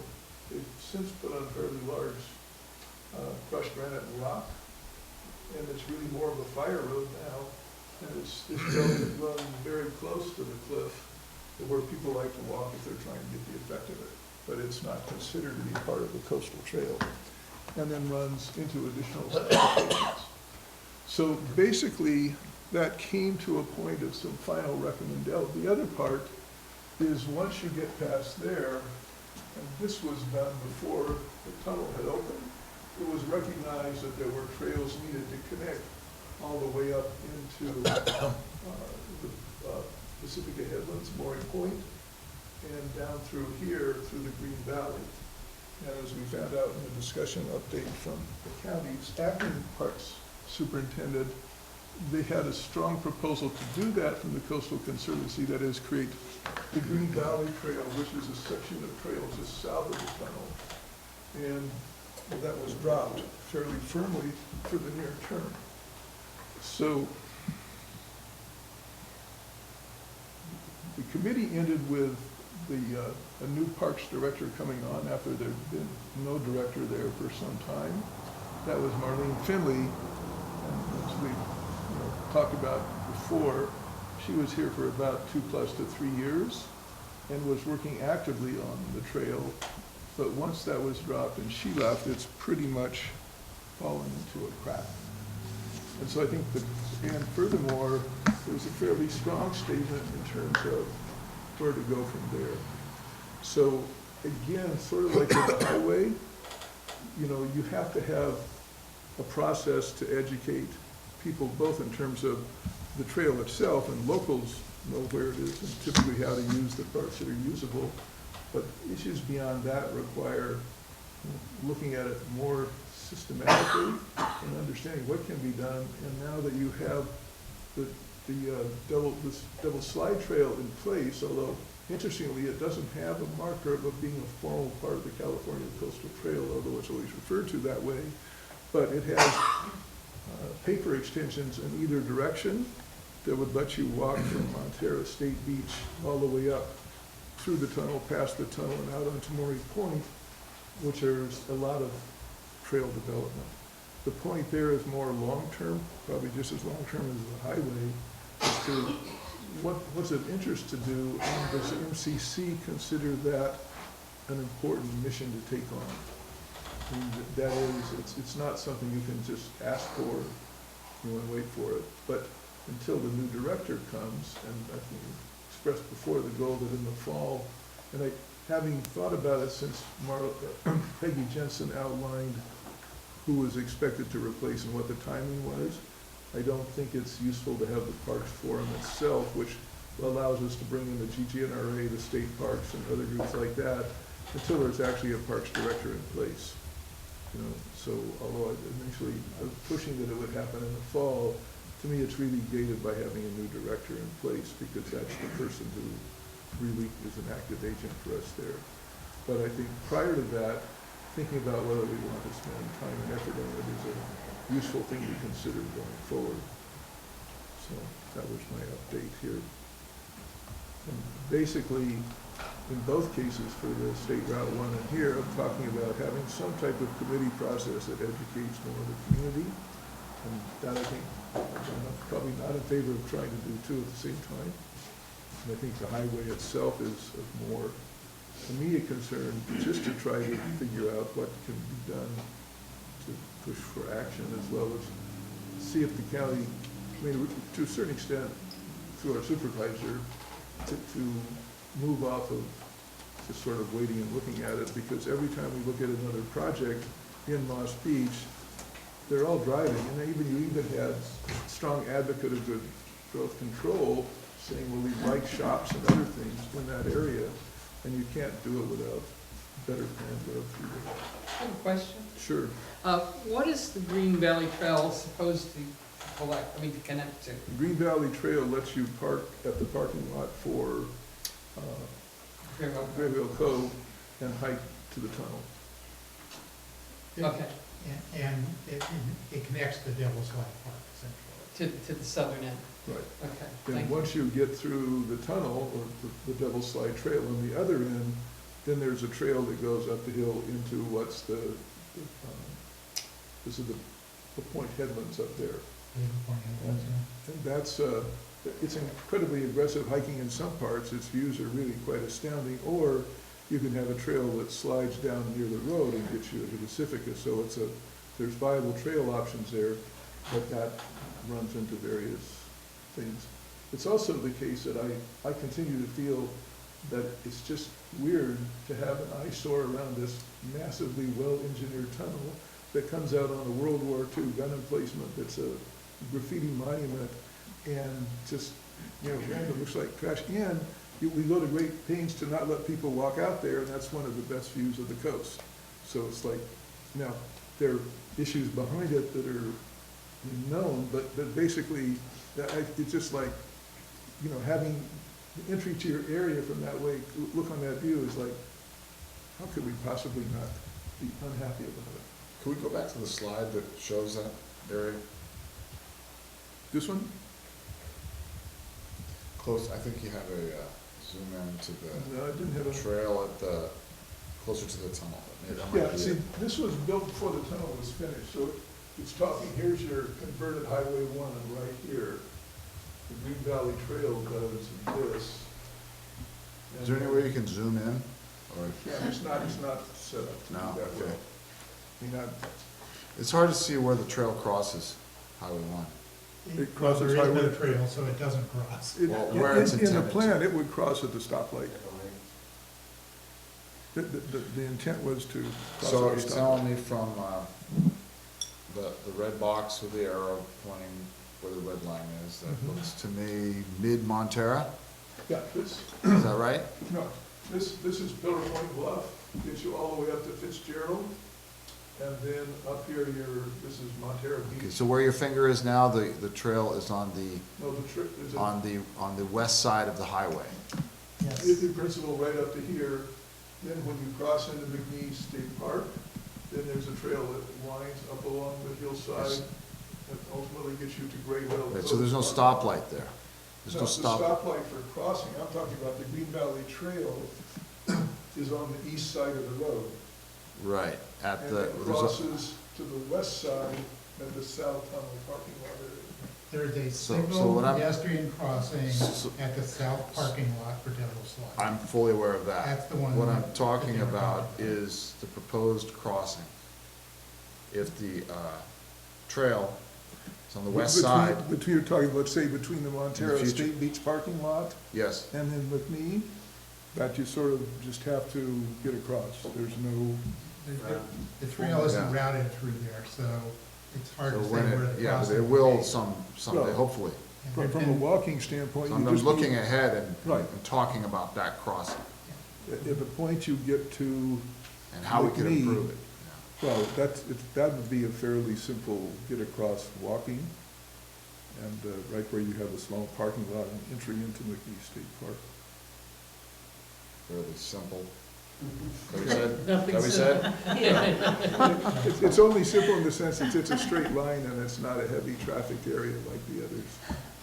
Right. This is- Not a heavy this- traffic area? This Yeah. is partly why we proposed a crossing at the Lighthouse Hostel, and why there's also been talk with NWSD about extending the trail from Valamar Bluff up through their property to the lighthouse instead of going over to Yeah. Valamar. But anyway, There's there's a a lot number of possible routes in there. entering discussions that,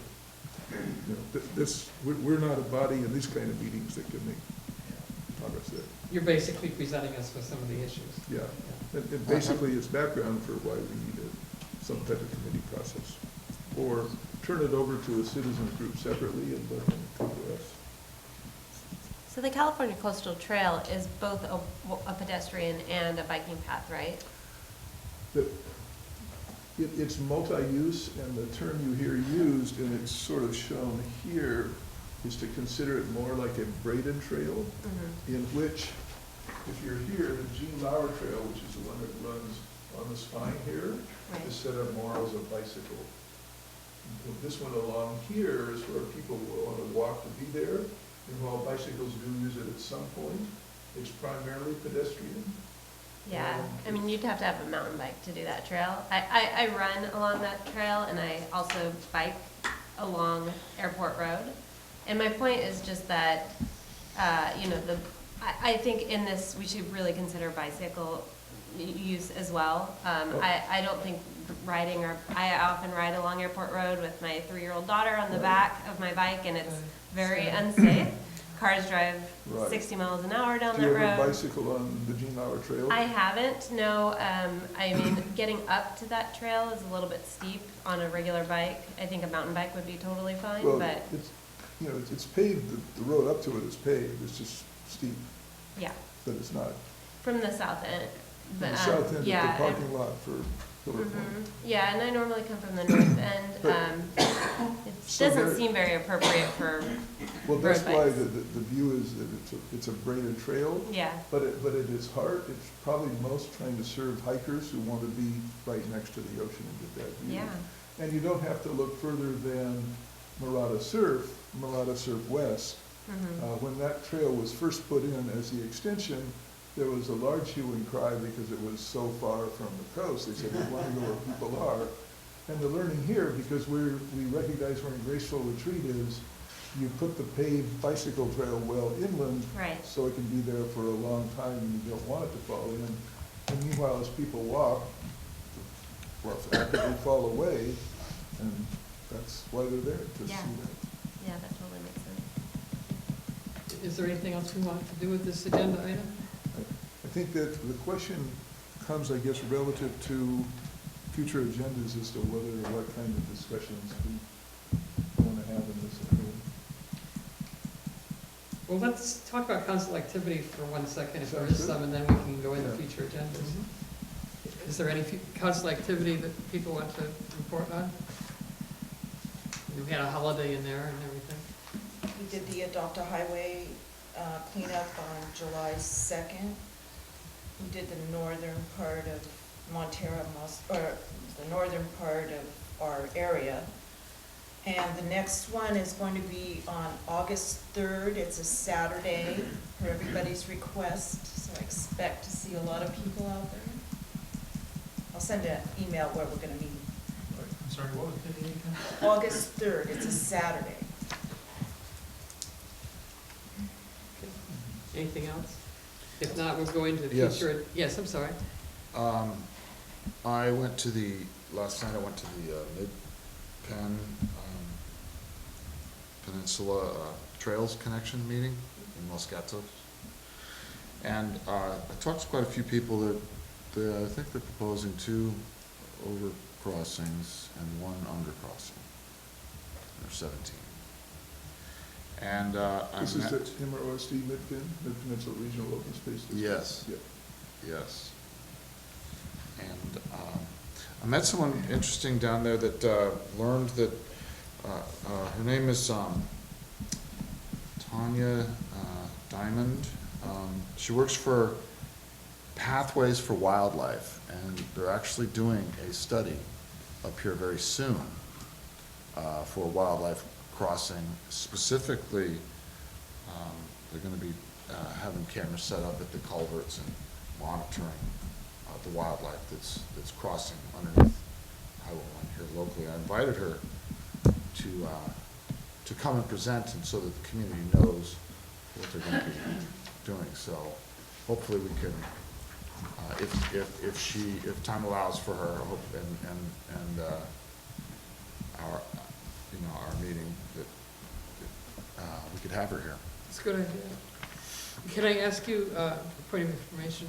These underpasses and overpasses, are these for animals or for people? Both. Okay.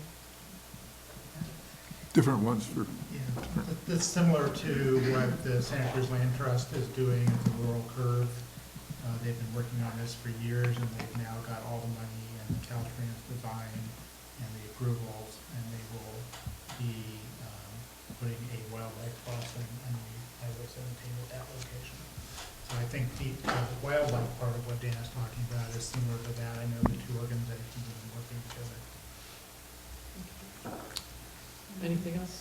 Just keeping up with the Career Unified School District and their board meetings for June and July. They're reviewing the Local Control Accountability Act, addressing school year goals for the 2019-20 school year, budget issues, discipline and academic, challenging academic planning. They also recognized Supervisor Euster for her service, and they had a couple other things. They provided some policy updates and presented results of voter support for parcel tax renewal. Some other things too. Did they talk about the potential starting dates for design activity on Fairlawn View? I have to look at the notes on that. I think it's still a ways away. I'm not I mean, sure. I think it was sort of tended to go sooner, but the general manager who's heading up that area left, so I mentioned it's slow. Right, they're getting a new principal also. The principal, no, this is the head of financial management of projects. Sorry? Crystal Leach, she's head of, she left as well. She, basically all the okay. project construction and planning for that came to her. Okay. So that was another big loss. I'll look back into that. So, moving on to future agenda items, there's been a number of things mentioned already. I have to apologize, I think, for the retreat date. I do want to have a retreat. I want to talk about whatever anybody else wants to talk about, but what I want to talk about is officer roles and succession, how to set up committees and how to manage them, communication, and any other things that we need to deal with as a council that aren't public project type things. So I had put down that we would cancel the August 14th meeting and have our retreat then, and I had misread one of the communications from one of the council members as saying that they preferred a Saturday. Actually, what they had said is they could only come on a Saturday. So we do need to move that to one of the first two Saturdays in August. What I'm planning to do is still cancel that meeting on the 14th so that we don't overload ourselves with meetings. But I will want to know from people which of those two Saturdays they prefer, which we can do either now or later. Well, we have Adopt a Highway on August 3rd. We could either What do is that? it, Is that done in the morning? we could do that early in the morning and then have retreat after I that. think I'll be out of That's the only Weekend. Saturday I can do. I Okay. can't I'm gonna do be out of Saturday. town. Yeah, I can't do either of those easily. I can't do that. Either of them? No, not on a weekend. Okay, so. August can just be a tough time to, because people do a lot of vacations. It may not work. Yeah. I would really like to do it because I do have a lot of things we can Neither talk of the about. August regular meeting dates will work for someone? Everyone? The 28th? I could do that. No, it won't be You won't be either here. meeting August, yeah. So we could do a doodle poll, not every single day in August, but you could list the likely ones, the ones that you know will work, and see if we can actually get a match. Okay, we can send that, okay, Maybe we'll it's send something out and we'll see what They're we can actually do. pretty easy to Yeah, use. I'm People sure have they been won't sending be me a lot for trying to arrange meetings. You know how to do those? I know how to take them, I can create one. If you wouldn't mind, would you? Thank you. So are we gonna then extend it into September or?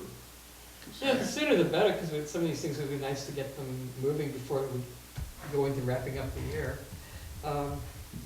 But if you could at least poll us, then we can at least see what we got. Okay. Send me the dates that you know people can't do, so I don't include those. Okay.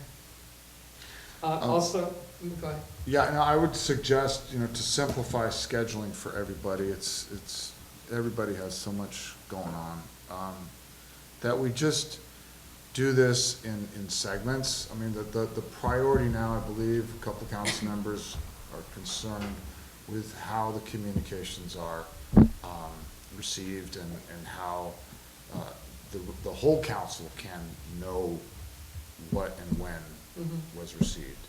that's the priority, at least in my eyes right now, to just start a conversation so that we all know. And I think that that could be done on a regular meeting night, just an agenda item. We may have to do that. I think that that's not of great interest to the community as a whole, but it's certainly of interest to us. Well, I've been asking to have this as agenda item now for a month.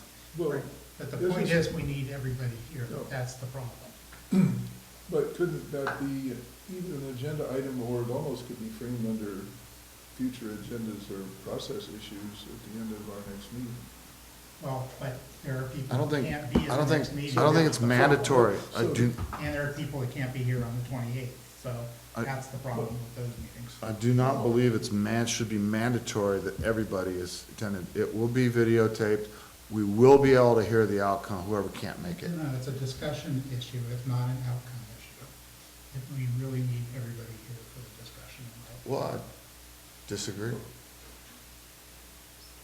I mean, I'm just saying, I don't think that we should continue to put it off and make it a real difficult thing. We could always review it again. But what I'm hearing is, when you get into this area, because everybody is part of the process, you want them all there. But what I'm hearing is, if you go through the next 3 meetings, the second one in July and the 2 in August, there's no date where somebody can't be present. Is that true? Is everybody planning to be here on July 24th? I'm not attend. Okay, so we'll do the doodle poll, we'll see what we come up with. If So we- you're if- suggesting maybe a different night of the week? Yes, even? a special meeting. And if we can't, My weeknights are really full. well, if it's an important Yes. enough issue, I think we'll all have to try and be flexible and maybe reschedule something else we have going on, because all of us have things going on. We'll see how close we get. If we don't get it, then we'll try and figure out Back what to the else we drawing can do. board, yeah. Okay. Other than that,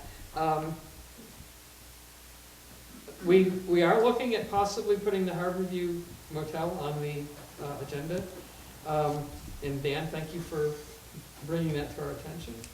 I don't know, whether that's gonna happen or not, but it is a possibility. Who decides? We need to talk with CDRC and coordinate things. What do you mean? Why can't? You remember when Lisa was here earlier this evening? And she was talking about things that were not under the purview of the CDRC yet, but might be in the future, that we Yeah, might have concerns about, and that we should coordinate with them to decide how to address them. I think that, if 2 members want to have it on the agenda, that we could. Absolutely. We should. Absolutely. And not necessarily, I don't know that we have to wait until the CDRC process is complete. No, we're not gonna wait for that, that'll be a year. It's not even they're not even gonna have it, probably, at this point. It won't be on their agenda. So but it's complicated. Just to coordinate with them. Coordinate with them. But they're not gonna say, no, we don't want you to have it on the agenda, so we could. They have no say over that. It's an issue of coordinating Right. attendance. You start out by saying possibly have it. I'd like to have it. Good. We have to figure out why we're having it, what the outcome we want, and all that kind of thing. Okay. So, Do we still have the Citizens Park Advisory Group on 724? The Friends of the San Mateo County Parks would like to come. And you talked about somebody from Quarry Park as well. No, I think we're good on Quarry Park now. There was some sort of Citizens Advisory Group that somebody had mentioned wanting to come. No? Okay. Unless it's FFMR. No, it wasn't that. Okay. And we also talked about Parks Forum. You're at this point inclined not to do it. Well, no, I think trying to, we could have some meaningful discussion there. If we don't have enough things if we don't have a lot of things on the agenda next time, and we do have these parks people coming, we might want to think about, is there another parks item we want to add with it? Yeah, usually setting up the forum dates take a minimum 6 week lead time to get everybody able to get there. Yeah. Anything else that people are looking to put on the agenda at this point? Okay, then do I have a motion to adjourn? Move to adjourn. Second. All in favor? We're adjourned. Okay.